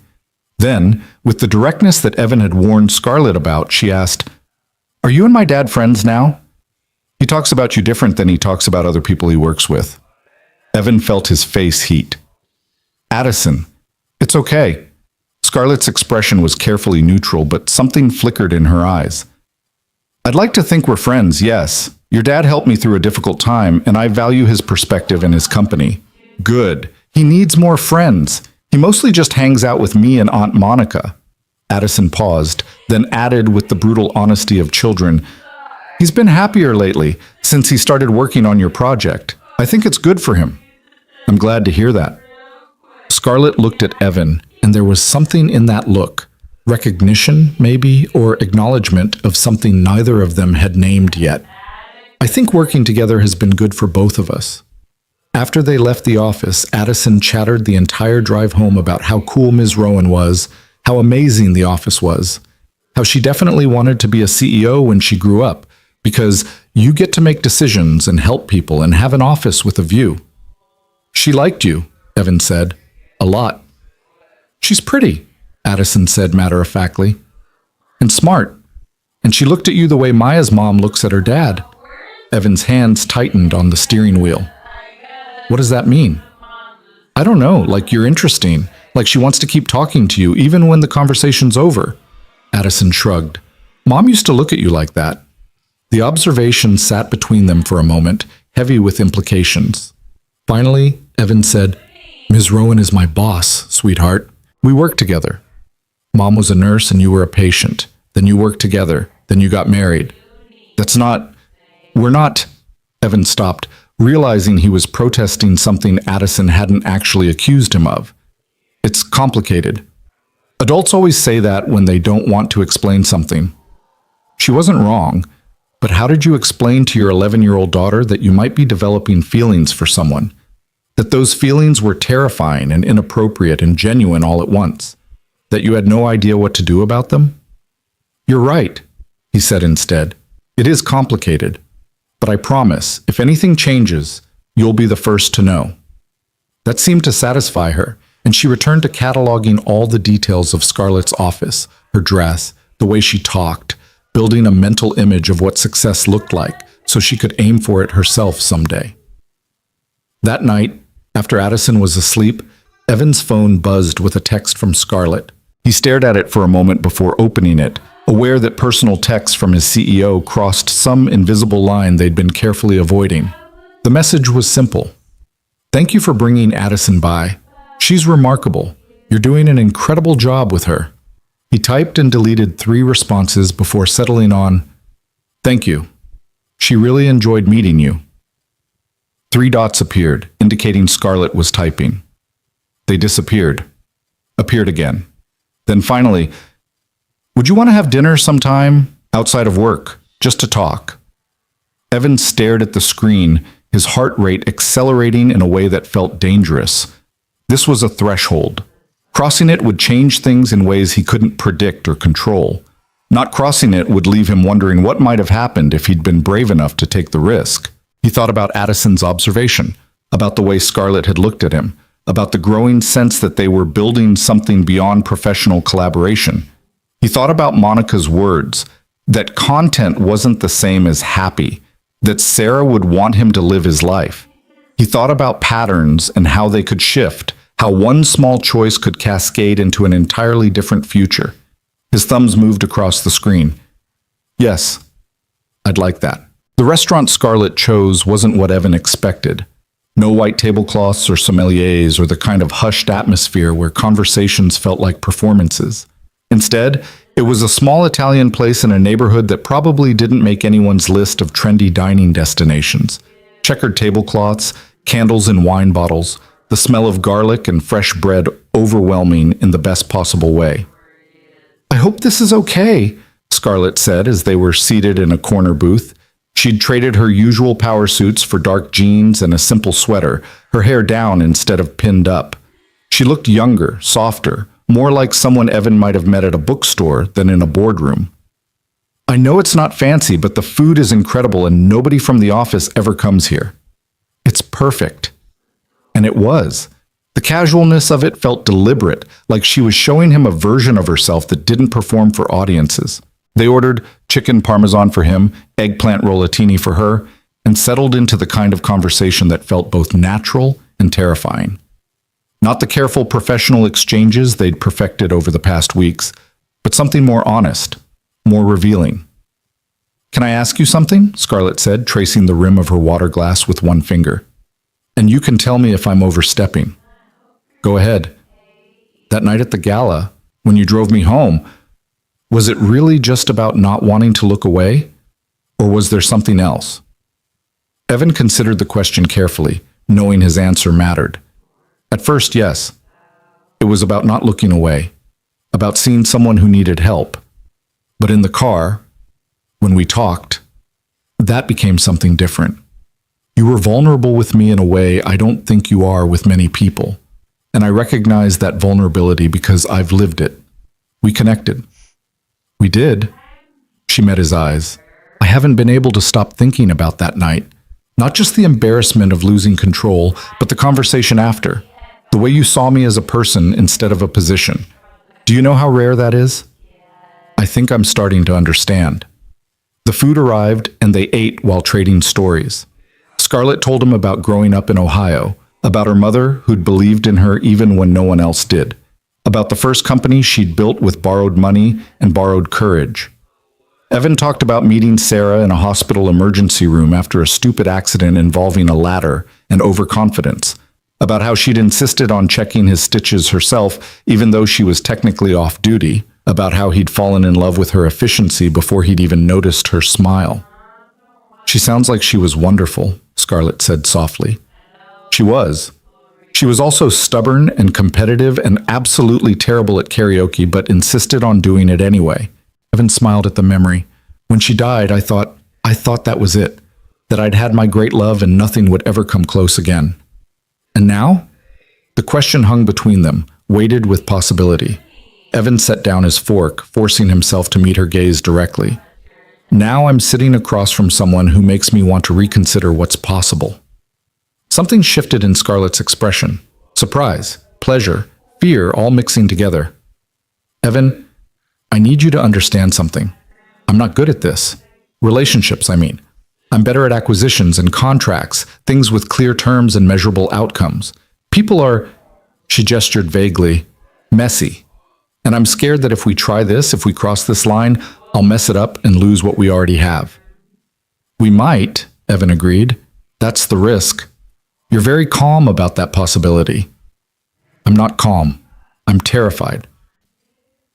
He reached across the table, and after a moment's hesitation, she placed her hand in his. Her fingers were cold, trembling slightly. But I've learned that being scared doesn't mean you're doing something wrong. Someone wise told me that recently. Scarlett laughed, but it was shaky. Using my own words against me. Is it working? Maybe. She squeezed his hand. I have conditions, though. If we do this, and I mean really do this, not just see what happens, then we need rules, boundaries. Okay? First, work stays work. We don't bring personal conflicts into the office, and we don't let our relationship affect professional decisions. If the project needs something, we treat it objectively. Agreed. Second, Addison comes first, always. If this interferes with your relationship with her in any way, we stop. No questions, no guilt. Absolutely. Third, she paused, seeming to gather courage. Third, we go slow. I've been in therapy for over a month now, and Dr. Morrison keeps telling me I have a tendency to either avoid intimacy completely or rush into it so fast I don't process what I'm actually feeling. So we go slow. We figure out what this is before we decide what it could be. Evan nodded, finding unexpected relief in the structure she was creating. Slow sounds good. Slow sounds safe. Safe. She repeated the word like she was testing it. When's the last time either of us felt safe? I feel safe with you. The admission seemed to surprise them both. Scarlett's eyes widened slightly, and then she was smiling, really smiling. Not the practiced corporate version, but something genuine and bright that transformed her entire face. I feel safe with you too, she said quietly. That's what scares me most. They left the restaurant after 10, stepping out into a Chicago spring evening that still carried winter's chill. Scarlett had driven herself, a modest Audi that she'd apparently owned for years, refusing to upgrade to something flashier despite her wealth. I can follow you home, Evan offered. Make sure you get there safely. I'm sober and it's barely past 10. I think I can manage. But she was smiling and she didn't move toward her car. Although I wouldn't mind talking a little longer. Walk with me? They walked without destination, just moving through streets that were still busy with Friday night energy. Young professionals spilling out of bars, couples holding hands, the city alive in the way it only was when weather finally shifted toward warmth. Evan was hyper-aware of Scarlett beside him. The occasional brush of their arms, the way she matched her pace to his, the comfortable silence that settled between their conversations. Can I tell you something? Scarlett said after they'd walked for several blocks. Something I haven't told anyone else? Of course. When my mother was dying, I made her a promise. I told her I'd live a full life, not just build a successful company, but actually live. Have relationships, take vacations, do things that weren't measured in profit margins and market share. She stopped walking, turning to face him. I broke that promise. For 4 years, I've hidden behind work and convinced myself that success was enough. But it's not. And I think part of why I was drinking, why I was so lost that night at the gala, I was drowning in the guilt of breaking my promise to the person who mattered most. You can still keep it, Evan said gently. The promise, I mean. It's not too late. That's what Dr. Morrison says, that every day is a chance to choose differently. She reached for his hand again, holding it between both of hers like something precious. I want to choose differently, Evan. I want to try. Then we try. They stood there on a Chicago sidewalk while the city moved around them, two people who'd found each other in the unlikeliest of circumstances, holding on to the possibility of something neither of them fully understood yet. Finally, Scarlett stood on her toes and pressed a kiss to his cheek, brief, soft, carrying the weight of everything they weren't saying yet. Good night, Evan. Good night, Scarlett. He watched her walk back toward where they'd left their cars, watched until she turned the corner and disappeared from view. Then he stood there a moment longer, touching the spot on his cheek where her lips had been, trying to process the fact that his life had just shifted again into patterns he couldn't predict. The next morning, Addison noticed immediately. She'd developed a radar for changes in his emotional state, probably from 3 years of watching him carefully for signs that grief was overwhelming him again. "You're humming," she said over breakfast, looking at him suspiciously. "You never hum." "I'm in a good mood." "Because of work?" "Because of a lot of things." "Did you see Miss Rowan last night?" The question was casual, but her eyes were sharp. "You said you were meeting a friend for dinner." Evan had promised himself he wouldn't lie to Addison, but he also wasn't sure how to explain something he barely understood himself. "I did see her, yes. We had dinner, just talking, getting to know each other better." "Like a date?" "Maybe. I don't know yet. It's complicated." "You said you'd tell me if anything changed." There was accusation in her voice, but underneath it, something else. Fear, maybe. Or the complicated grief of a child who'd lost her mother and was watching her father potentially move towards someone new. Evan set down his coffee and gave Addison his full attention. "You're right. I did say that. So here's what's changing. Scarlett and I are going to spend time together outside of work. Get to know each other better. See if there's something more than friendship there. But nothing is decided. Nothing is serious yet. And you..." He waited until she looked at him. "You will always be my priority. Always. If this makes you uncomfortable, if you need me to slow down or stop, you tell me." Addison picked at her cereal, not meeting his eyes. "Do you like her? Like her?" "I think I might, yes." "Does she like you back?" "I think so." "Would she be..." Addison's voice got very small. "Would she try to be like Mom?" "No." Evan reached across the table and took her hand. "Nobody could be like Mom. Nobody will ever replace her. Scarlett knows that, and I know that. If this becomes something real, it'll be its own thing. Different, not better or worse, just different." "But what if I don't like her?" "Then we'll figure it out together. But Addison, you already met her. You said you liked her." "That was before she was maybe going to date my dad." Addison pulled her hand back, crossing her arms. "It's different now." "Okay, that's fair. So what do you need from me?" She thought about it for a long moment. "Time. I need time to get used to the idea. And I need you to promise that if you start dating her for real, I get to have opinions about it." "You always get to have opinions." "Even if they're negative opinions?" "Especially then." "Your feelings matter, Addison. They always matter." That seemed to satisfy her, at least temporarily. They finished breakfast and Evan took her shopping for the new cleats, letting her take her time choosing between 3 nearly identical options while she explained in elaborate detail why the shade of blue mattered more than he could possibly understand. It was normal, comfortable, the kind of Saturday routine that anchored both their lives. But underneath the normalcy, Evan felt the shift. The future looked different now, held possibilities he'd thought were closed to him permanently. It was exhilarating and terrifying in equal measure. That afternoon, while Addison was at Maya's house for a playdate, Evan's phone rang. Monica's name appeared on the screen. "So," she said without preamble, "I hear you went on a date with your boss." Evan sighed. "How did you..." "Addison called you, didn't she?" She's worried, also excited, also confused, basically processing a lot of feelings and needed an adult who wasn't you to talk to. Monica's tone gentled. "How are you doing with all this?" He paused, trying to articulate something he hadn't fully examined. "I'm okay. Good. Actually, scared, but good. Sarah would be happy for you." "I don't know about that." "I do. I knew her probably as well as you did, Evan. She wouldn't want you spending the rest of your life alone. She'd want you to find happiness again." "It feels disloyal somehow." "It's not.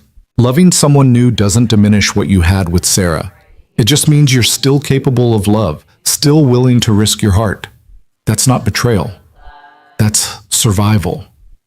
She paused. "But I'm going to ask you something, and I want you to really think about it before answering." "Okay." Are you interested in Scarlett because of who she is, or because she was vulnerable with you and you've spent 3 years in caretaker mode? Because if it's the latter, that's not fair to either of you. The question landed hard because it was one Evan had been avoiding asking himself. I think it started with the caretaking impulse, but it's become more than that. She challenges me intellectually, makes me want to be better, sees parts of me I'd forgotten existed. It's not just about taking care of her. Good, because she doesn't need a savior, she needs a partner. And you need someone who sees you as more than just Addison's dad or Sarah's widower. When did you get so wise? I've always been this wise. You've just been too busy surviving to notice. She laughed. Just take it slow, okay? For your sake and Addison's, don't rush into anything because it feels good to be wanted again. After they hung up, Evan sat with Monica's words, testing them against his feelings. Was he rushing? Was he confusing gratitude and attraction? Or was this real, this pull toward Scarlett that felt both terrifying and inevitable? His phone buzzed with a text. Scarlett's name appeared with a photo attachment, a book club photo showing her squeezed onto a couch with 5 other women, all of them laughing at something off camera. She looked genuinely happy, relaxed in a way he'd never seen in the office. The accompanying text read, "Proof that I'm building a life outside work. They made me laugh so hard I snorted wine out my nose, very dignified. Hope your Saturday is going well." Evan smiled and typed back, "Took Addison shopping for cleats?" She chose based on vibes, which apparently is a legitimate selection criterion now. "Glad you're having fun." Cleats have vibes. Obviously. Obviously. Over the following weeks, they found their rhythm. Professional during work hours, carefully maintaining boundaries that kept their relationship from interfering with the project. But outside the office, they built something else. Coffee on Sunday mornings at a cafe halfway between their apartments. Lunch on Wednesdays when Scarlett's schedule allowed. Long phone conversations late at night when Addison was asleep and the world felt small enough to contain just 2 voices. They talked about everything. Scarlett told him about her first failed business, about the shame of bankruptcy at 25, about crawling back and building something stronger from the ruins. Evan shared the harder parts of grief, the anger he'd felt at Sarah for driving tired, the guilt of that anger, the slow process of forgiveness both of her and himself. "Do you think Addison will ever really accept me?" Scarlett asked one evening. They were walking through Lincoln Park, the late April weather finally warm enough for short sleeves. "I know she's been polite when we've crossed paths, but there's this distance, like she's waiting for me to prove something. She's protecting herself. And me. She's seen what loss does, and she's scared of getting attached to someone who might leave. I'm not going anywhere. You can't promise that, neither can I. That's what makes this scary." Scarlett was quiet for a moment, watching families on the grass, couples sharing blankets, the normal everyday intimacy of people who'd chosen each other. "I want to meet her properly. Not as your boss, but as the person you're dating, if that's what we're calling this." "Is that what we're calling this?" "I don't know. What would you call it?" Evan stopped walking and turned to face her. They'd been dancing around definitions for weeks, both of them too scared to name what was happening between them. But standing there in the park with the spring sun warm on their faces, it suddenly felt important to be honest. "I'd call it the beginning of something real," he said. "Something worth protecting and nurturing, something that scares me and excites me and feels like maybe I'm finally ready to stop just surviving and start living again." Scarlett's eyes went bright. "That's the most words I've ever heard you string together at once. Is that a good thing?" "It's a very good thing." She reached for his hand, lacing their fingers together in a gesture that had become familiar, comforting. "So when do I get to properly court your daughter's approval?" "Dinner at my place Friday? I'll make my famous spaghetti, which is famous only to Addison and only because I make it every Friday." "Sounds perfect." Friday arrived with Evan more nervous than he'd been in years. He cleaned the apartment twice, changed shirts 3 times, and was obsessing over whether the garlic bread was too garlicky when Addison found him in the kitchen. "Dad, you're being weird." "I'm not being weird." "You've checked your phone like 50 times in the last hour. You're definitely being weird." She hopped up onto the counter, watching him with those 2 observant eyes. "You really like her, don't you?" "Yes." "Like more than just friend-like?" "Yes." Addison nodded slowly, processing this. Okay, but if she's mean to you or doesn't laugh at your jokes, I'm kicking her out. Deal. When Scarlett arrived at 6:30, she'd brought flowers for Addison and wine for Evan, then immediately caught herself. Actually, I should have thought that through better. I brought sparkling cider instead.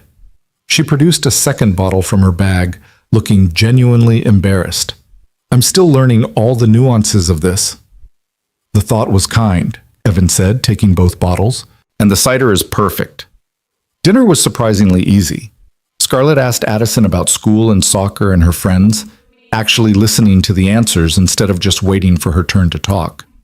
Addison, in turn, interrogated Scarlett about what it was like to run a company, whether she ever got to fire people who deserved it, and whether the view from her office ever got boring. Never, Scarlett said seriously. Every day the light is different. Every season changes the way the buildings look. You could watch that view for a lifetime and still see something new. That's kind of poetic, Addison said, sounding surprised. I thought CEOs only talked about money and stuff.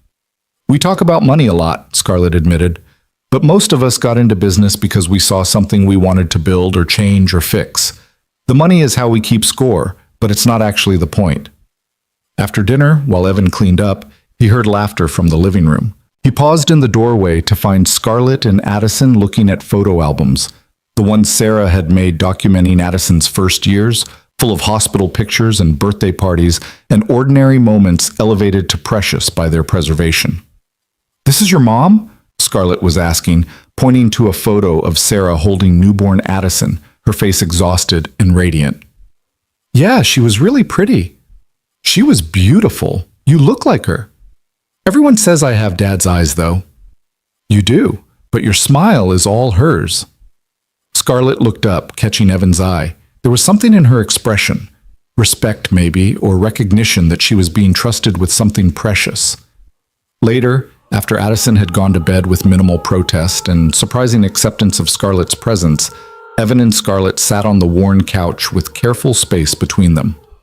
That went well, Scarlett said. I think she might actually tolerate me. She likes you. She's just cautious. I don't blame her. I'd be cautious too. Scarlett shifted slightly, closing some of the distance between them. Thank you for letting me into your life like this. Into her life. I know it's not easy. Nothing worthwhile is easy. Is that another thing Sarah taught you?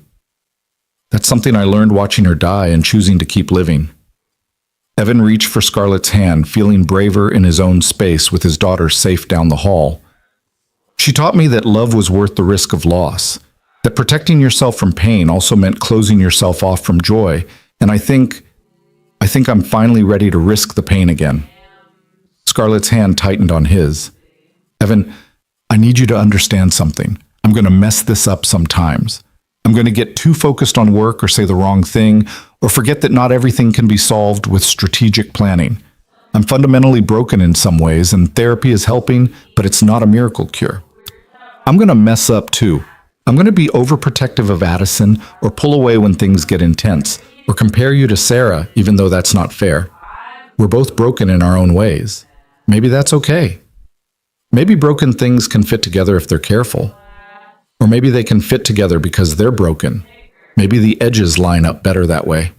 Scarlett laughed softly, and then she was leaning forward, and Evan was meeting her halfway, and their lips came together in a kiss that tasted like possibility and risk and all the careful hope they'd been building over weeks of learning each other.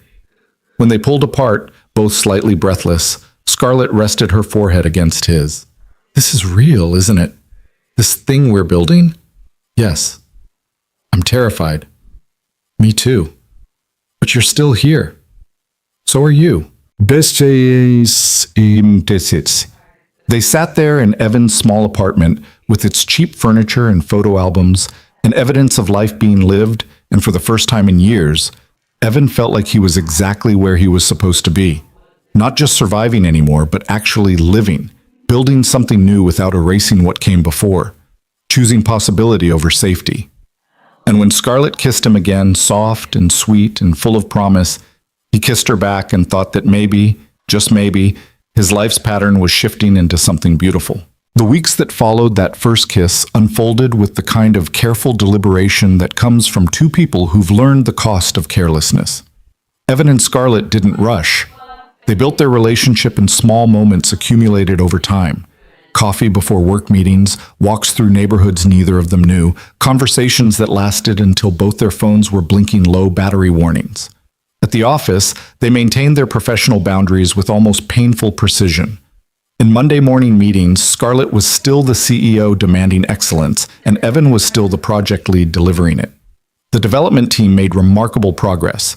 The AI platform exceeded every projection, and early adoption numbers suggested they were building something genuinely transformative. Success felt earned rather than lucky, built on solid work rather than favorable circumstances.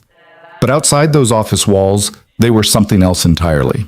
They were two people learning each other's rhythms and weaknesses, and the small intimacies that define real connection. Scarlett learned that Evan was terrible at mornings until his second cup of coffee, that he had an irrational affection for detective novels with absurd plot twists, that he still wore his wedding ring on a chain around his neck, and probably always would. Evan learned that Scarlett sang off-key in the shower, that she was secretly addicted to reality television she'd never admit to watching, that she kept every card and drawing Addison had ever given her in a special folder she'd labeled Things That Matter. Addison remained cautious but was gradually warming. She'd stopped referring to Scarlett as Ms. Rowan and started using her first name, which Evan recognized as a significant threshold. When Scarlett came for dinner, which had become a weekly Friday tradition, Addison would show her school projects and soccer trophies, and the elaborate drawings she created in art class. She tested Scarlett in small ways, watching to see if this woman would disappoint or dismiss or fail to follow through on promises. Scarlett never did. When she said she'd attend one of Addison's soccer games, she showed up despite a board meeting running long, still in her work clothes but cheering loudly from the sidelines. When Addison mentioned wanting to learn about business, Scarlett brought her books and spent an hour explaining market dynamics in terms an 11-year-old could grasp. When Addison had a nightmare about her mother and woke up crying, and Evan was at the store, Scarlett sat with her and didn't try to fix anything, just listened while Addison talked about memories that were getting harder to hold on to. "I'm scared I'm going to forget her voice," Addison had confessed, and Scarlett had said simply, "Then we'll make sure you have recordings, videos, voicemails, anything we can find. Your dad probably has some saved." Later, Evan had found dozens of voice recordings on his old phone. Sarah leaving messages about picking up milk, laughing at something Addison had done, singing lullabies when Addison couldn't sleep. He'd transferred them all to a secure drive and given Addison her own copy, and she'd cried and thanked him and asked if it was okay that she liked Scarlett, even though she still missed Mom. "It's more than okay," Evan had told her. "Mom would want you to be happy. She'd want both of us to be happy." 3 months into their relationship, Marcus cornered Evan by the coffee machine with an expression that suggested he'd been holding back questions for weeks. "Okay, I can't take it anymore. You and Scarlett Rowan. Are you two actually dating? Because the rumors have gotten completely out of hand and I need to know if I should be defending your honor or just enjoying the gossip." "We're together, yes," Evan said, keeping his voice neutral. "Together like dating together? Or together like engaged together? Or together like dating, seriously, taking it slow?" Marcus whistled low. "Man, you're living every employee's fantasy. The CEO actually notices you exist." "It's not like that." I know. You guys connected on a deep emotional level or whatever." Marcus grinned. "But still, pretty cool." The gossip didn't bother Evan as much as he'd expected. People talked, but it was mostly harmless speculation fueled by the novelty of their CEO dating someone from within the company. Scarlett handled it with characteristic directness, addressing it in a company-wide email that was brief and clear. She and Evan were in a relationship, it didn't affect their professional judgment, and anyone who had concerns about favoritism or conflicts of interest should feel free to contact HR. "Ripping the Band-Aid off," she'd explained to Evan. "Better than letting people whisper and wonder." By June, when Chicago finally committed to summer and the lake beckoned with promises of cooler air, Evan realized something had shifted. He wasn't just dating Scarlett anymore. He was building a life with her. The distinction felt important, a recognition that they'd moved past testing the waters into actually swimming. It was Scarlett who first said the words, on a Sunday afternoon when they were walking through the Botanic Garden with Addison running ahead to examine flowers that caught her attention. The day was perfect. Blue sky, warm sun, the smell of roses and fresh-cut grass filling the air. I love you, Scarlett said suddenly, like the words had been building pressure and finally burst free. I know we said we'd take it slow, and maybe this is too fast, but I love you, and I needed you to know. Evan stopped walking, turning to face her fully. Addison was still ahead, crouched by a flower bed and absorbed in her own world. Around them, other families and couples moved through the gardens, everyone existing in their own small universes of connection and separation. I love you too, he said, and saying it felt like jumping off a cliff and discovering he could fly. I think I've loved you since that first conversation in the car, when you were honest enough to admit you were struggling and brave enough to accept help. That's a very specific moment to fall in love. I'm a very specific person. She laughed and kissed him there in the middle of the path, not caring who saw. And Evan kissed her back and felt something settle deep in his chest. Not the wild, consuming passion of young love, but something steadier and deeper. The kind of love that was built rather than struck, that grew from accumulated moments of choosing each other over and over again. Addison noticed the kiss, of course. She had a radar for parental affection that bordered on supernatural. She came running back, her face flushed from sun and exertion, and looked between them with an expression Evan couldn't quite read. You guys are being gross, she announced. Extremely gross, Scarlett agreed solemnly. The grossest. Good. Addison's face broke into a grin. You should be gross. That means you're happy. That evening, after they dropped Scarlett at her apartment and driven home, Addison was quiet in a way that suggested she was processing something significant. Evan gave her space, making dinner and setting the table while she sat at the kitchen counter doing homework with unusual focus. Finally, as they were eating, she said, Dad, can I ask you something? Always. Is Scarlett going to move in with us? The question caught him off guard. We haven't talked about that. Why do you ask? Because she's here a lot. And you're at her place sometimes. And it seems like maybe that's where this is going. She pushed pasta around her plate. I'm not saying I don't want her to. I'm just asking. Evan set down his fork, giving her his complete attention. Would you be okay with it? If she did move in? I don't know. Maybe. Addison looked up, and her eyes were older than they should be at 11. I like her, Dad. I really do. She's nice to me, and she makes you smile, and she doesn't try to pretend she's Mom. But it's scary. Having someone else in our space, changing how things work. That's fair and honest. Thank you for telling me. So are you going to do it? Ask her to move in? Not yet. We're taking things slow, remember? But Addison, if and when we get to that point, you'll be part of the decision. Your home is your safe place. I won't change that without making sure you're comfortable. She nodded, seeming satisfied with this answer, and returned to her dinner with the matter apparently settled in her mind. But Evan sat with the question long after Addison had gone to bed, examining it from every angle. He and Scarlett hadn't discussed moving in together, hadn't even really discussed the future beyond vague acknowledgments that they were building something lasting. But the question, now raised, felt inevitable. They were spending most of their free time together anyway. Scarlett kept clothes at his apartment. He had a toothbrush at hers. They'd fallen into the rhythms of cohabitation without the formality of actually sharing space. The following Friday, after their usual dinner at his place and after Addison had gone to bed, Evan broached the subject with Scarlett. They were on the couch, her legs draped across his lap, both of them tired from the week but comfortable in the kind of quiet that comes from not needing to fill every silence. Addison asked if you were going to move in with us, he said.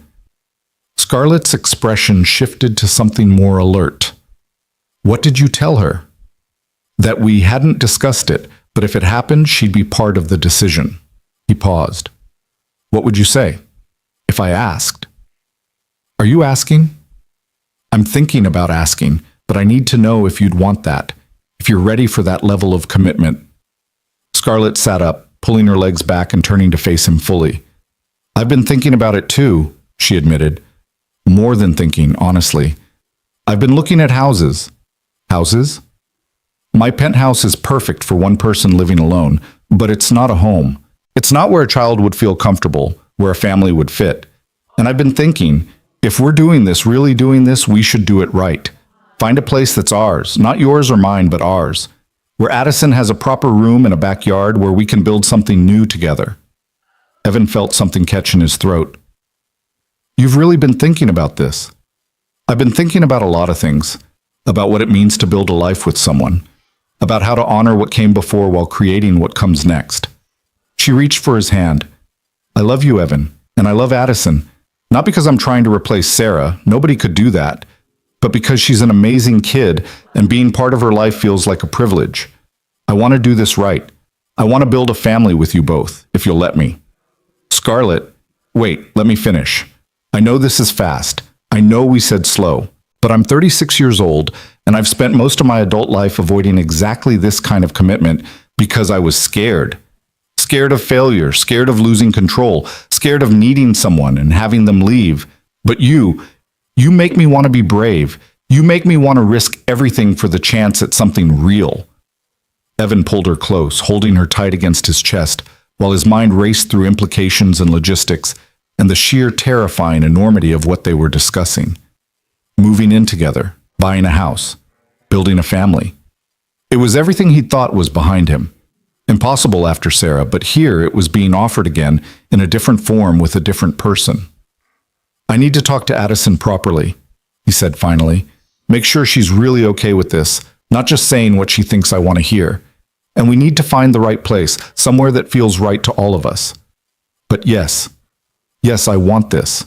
I want to build a life with you. They spent the rest of the evening planning in the way people do when possibility becomes tangible, talking about neighborhoods and school districts and whether a yard was essential or just nice to have. It felt surreal and perfect and terrifying all at once, like standing at the edge of something enormous and choosing to jump anyway. The next morning, Evan sat Addison down for what he'd mentally labeled as the most important conversation of her childhood outside of explaining her mother's death. Scarlett and I are talking about moving in together, he said without preamble. Not here, and not at her place, but somewhere new. A house where we'd all have space, where you'd have your own room and a yard, and the chance to start fresh somewhere that belongs to all of us. Addison absorbed this quietly, her face cycling through expressions too quickly for him to read. When? We haven't decided. We wanted to make sure you were okay with it first. And if I'm not? If I say I don't want her to move in? Then we don't do it. Or we wait until you are ready. Addison, you're the most important person in my life. That doesn't change just because I love Scarlett, too. You love her. Like really love her. Yes. And she loves you? She says she does. Does she love me? The question was small, vulnerable in a way that made Evan's chest ache. Why don't you ask her yourself? She's supposed to come over later. We can all talk about this together. When Scarlett arrived that afternoon, Evan had prepared her for Addison's question, but hadn't anticipated how direct Addison would be. His daughter waited approximately 5 minutes after Scarlett walked in the door before blurting out, "Do you love me?" Scarlett didn't hesitate, didn't fumble for diplomatic words. She crouched down to Addison's eye level and said simply, "Yes, I know I'm not your mom and I'm not trying to be, but you're smart and funny and brave, and getting to know you has been one of the best parts of falling in love with your dad. So yes, I love you. Even though I'm not yours, you don't have to be biologically mine for me to love you. Love doesn't work like that." Scarlett glanced at Evan, then back to Addison. "If you're willing, I'd like to be part of your family, not replacing anyone, just adding to it, making it bigger." Addison thought about this seriously, her face solemn in a way that reminded Evan painfully of Sarah. Finally, she said, "Okay, but I have conditions." "I'm listening." "First, I get to help pick the house. And I get veto power if the room they want to give me is too small or faces the wrong direction or whatever." "Absolutely fair." "Second, we bring all of Mom's pictures and stuff. I don't want to leave any of her behind." "We'll bring everything," Scarlett promised. "Your mom is part of our family's story. She always will be." "Third," Addison's voice wavered slightly, "third, if you and Dad get married someday, I want to be part of the wedding. Not just as a guest, but as like an actual part of it. Scarlett's eyes went bright with tears she was clearly trying to contain. I would be honored to have you as part of our wedding, if and when that happens. Okay then. Addison straightened her shoulders. I guess we're doing this. They spent the rest of the afternoon looking at real estate listings online. The three of them crowded around Evan's laptop, arguing about the merits of various neighborhoods and house styles. Addison had surprisingly strong opinions about kitchen layouts for someone who'd never cooked a meal in her life. Scarlett kept gravitating toward houses with dedicated office space until Evan gently reminded her that this was supposed to be about building work-life balance, not bringing the office home. By evening, they'd narrowed their search to a handful of possibilities, all in good school districts, all within reasonable distance of both Rowan Industries and Addison's current school. They scheduled viewings for the following weekend, making it a family activity complete with elaborate scoring sheets Addison insisted on creating. The first three houses they looked at were nice but wrong in ways that became obvious immediately. Too modern, too old, too far from the lake, too close to the highway. But the fourth house stopped all three of them in their tracks the moment they walked through the front door. It was a craftsman-style home in a quiet neighborhood, with hardwood floors and built-in bookshelves and windows that let in floods of natural light. The kitchen was spacious without being ostentatious, opening onto a deck that overlooked a small but well-maintained yard. Upstairs there were 4 bedrooms, one that would be perfect for Addison, one for Evan and Scarlett, one for an office, and one for guests or whatever the future might require. This one, Addison said decisively, standing in what would be her room. This is the one. Don't you want to see the rest of the houses on our list? Evan asked. Nope, this one feels right. She wasn't wrong. Walking through the house, Evan could see their life fitting into these spaces. Lazy Sunday mornings in the kitchen, Addison doing homework at the dining room table, evenings on the deck watching summer fade into fall. It felt like a home in a way his apartment never fully had, like a place where a family could grow rather than just survive. Scarlett found him in the backyard, standing by a small garden bed that looked like it had been loved once and could be loved again. Addison's right. This is the one. It's more expensive than we discussed. I can cover the difference. Scarlett, let me do this. She moved closer, taking his hand. Let me invest in our future. I have more money than I'll ever need, and I want to use it for something that matters, for building a home with the people I love. They made an offer that evening, slightly over asking because the market was competitive, and neither of them wanted to risk losing what felt like exactly the right place. 3 days later, their offer was accepted. A month after that, they closed on the house and began the process of merging 3 separate lives into one shared space. The moving process revealed how differently they'd been living. Evan's possessions fit into a dozen boxes: clothes, books, Addison's things, and the carefully preserved remnants of Sarah that he'd been carrying through the years. Scarlett arrived with furniture Evan had only seen in her penthouse, expensive pieces that looked out of place in his apartment but fit perfectly in the new house.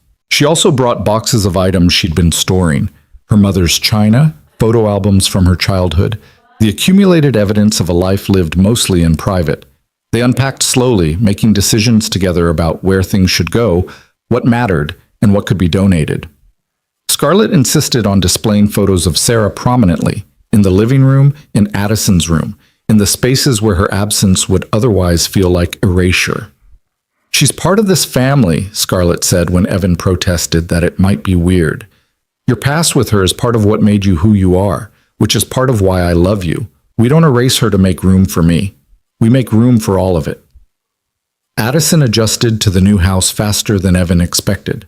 She decorated her room with a mix of her old things and new purchases, creating a space that felt distinctly hers. She made friends with the neighbor kids within a week, discovered a love for gardening that surprised everyone, and slowly stopped referring to the house as the new place and started calling it home. Work continued to flourish. The AI platform launched to widespread acclaim, generating revenue that exceeded even Scarlett's optimistic projections. Evan's team received bonuses and recognition, and several major companies approached Rowan Industries about licensing the technology. The success was gratifying, but not surprising. They'd built something solid, something valuable, and the market had recognized it. What surprised Evan more was how seamlessly his professional and personal lives integrated. Scarlett remained his CEO at work, demanding and exacting, but she'd also become his partner at home, the person he planned weekends with and argued with about whose turn it was to do dishes. They'd found a balance that worked, clear boundaries that protected both relationships from contamination by the other. 6 months after moving into the house, on a Saturday morning when fall was just beginning to hint at its arrival, Evan woke to find Scarlett already up, sitting by the bedroom window with coffee and a distant expression. He recognized that look. She got it when she was processing something significant, working through some decision that required more than simple logic. "What's on your mind?" he asked, joining her by the window. "I've been thinking about stepping back from the CEO role." Whatever Evan had expected, it wasn't that. "What?" "Not entirely, not right away. But maybe transitioning to chair of the board, bringing in someone else to handle day-to-day operations. I've been doing this for 15 years, Evan, building and running and pushing and growing, and I'm tired. Not burned out exactly, but ready for something different." "What would you do instead?" "I don't know yet. That's the exciting part." She turned to look at him, and her face held a lightness he'd rarely seen. "Maybe I'd teach or mentor young entrepreneurs, or just be home more, be present for Addison's school stuff and our life together. I've spent so long defining myself by my work, and therapy has helped me realize that I'm more than my company. I'm allowed to want other things." "When would this happen?" "I'm thinking of announcing it next month, transitioning over 6 months. That gives me time to find the right successor, to make sure the company's in good hands." She reached for his hand. "What do you think?" "I think it's brave. I think it's probably the healthiest decision you could make. And I think I'm incredibly proud of you." "You don't think I'm giving up?" "I think you're choosing what matters most. That's not giving up. That's wisdom." Scarlett made the announcement the following month at a board meeting, and the news rippled through Rowan Industries like a controlled detonation. There was shock, speculation, and inevitable concerns about the company's future. But Scarlett handled it with her characteristic competence, outlining a succession plan that was thorough and sensible, making it clear that she wasn't abandoning the company, but evolving her relationship with it. The transition took exactly 6 months, as planned. Scarlett's successor was a brilliant woman named Janet Liu, who'd been running operations for years and understood the company's culture intimately. On Scarlett's last official day as CEO, the company threw a celebration that was equal parts tribute and transition, honoring what she'd built while looking forward to what came next. That evening, Evan and Addison threw their own celebration at home. A quiet dinner with Monica and her husband Josh, with champagne for the adults and sparkling cider for Addison, with toasts and laughter and the comfortable chaos of people who'd become family by choice rather than blood. After everyone had left and Addison had gone to bed, Evan and Scarlett stood on their deck looking out at the yard where autumn leaves were just beginning to fall. The night was cool enough for sweaters, but not yet cold, holding that perfect balance between seasons. "I have something for you," Evan said, pulling a small box from his pocket. Scarlett looked at the box, then at him, her eyes widening with understanding. "Evan, I know we haven't talked about this explicitly, and I know we said we'd take things slow. But it's been a year since that night at the gala, and every single day since then has been better because you're in it." He opened the box, revealing a simple ring, elegant without being ostentatious, a sapphire surrounded by small diamonds. "Marry me, Scarlett. Make this family official. Let me spend the rest of my life loving you and Addison and whatever future we build together." Scarlett's hands went to her mouth, and tears were streaming down her face, and she was nodding before she could speak. "Yes. Yes. Of course, yes." He slipped the ring onto her finger, and she pulled him into a kiss that tasted like salt and joy and all the accumulated hope they'd been building together. When they finally broke apart, both slightly breathless, Scarlett laughed through her tears. "We should tell Addison. In the morning. Let's just have this moment first." They stood there in the cool night air, holding each other and looking at the house they'd chosen together, the life they'd built from the ruins of their separate loneliness. Inside, Addison slept safely, surrounded by photos of her mother and the love of her father and the steady presence of the woman who'd chosen to be part of their story. The next morning, they told Addison over breakfast. Her reaction was immediate and enthusiastic, jumping up from her cereal to hug them both, already planning what she'd wear to the wedding, insisting that she needed to be called the chief family officer rather than just a bridesmaid. "When's the wedding?" she demanded. "We haven't decided yet," Scarlett said, still getting used to the weight of the ring on her finger. "We wanted to make sure you were okay with it first." "I'm so okay with it. Can we have it in the backyard? And can I help plan everything?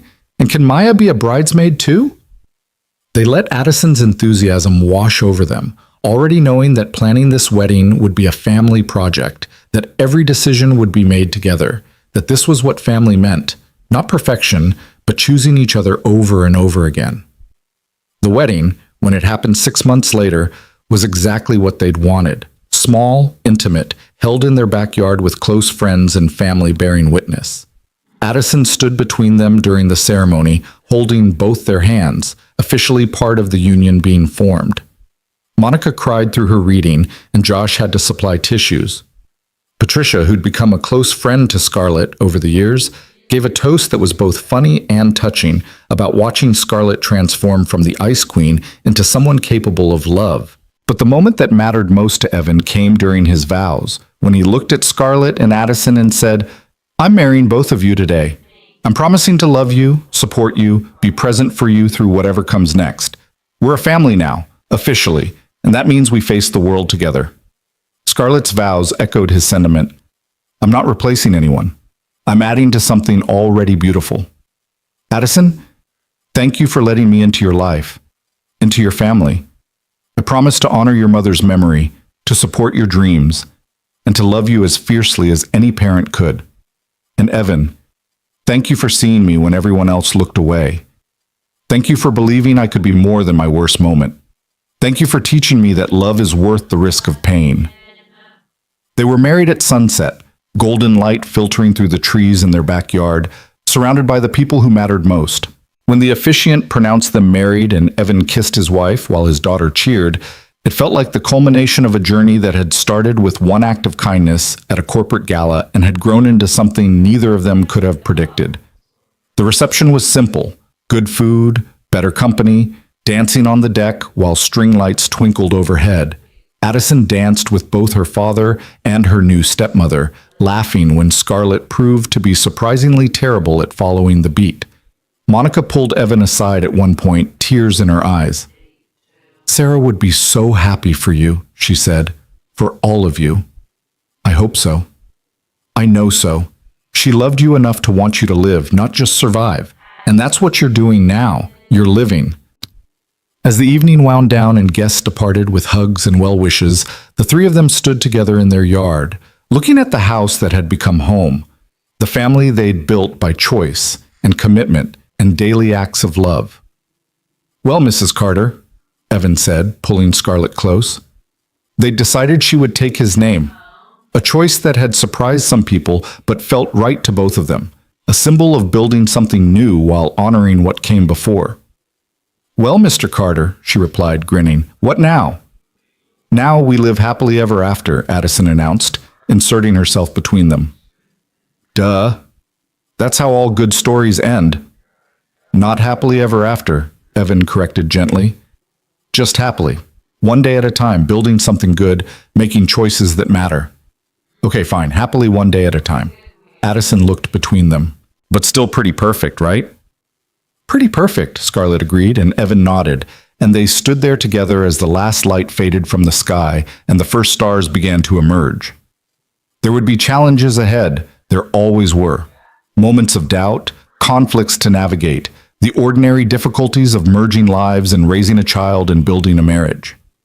But they'd face those challenges together, as a family, with the foundation of trust and honesty and genuine love they'd spent the past year and a half constructing.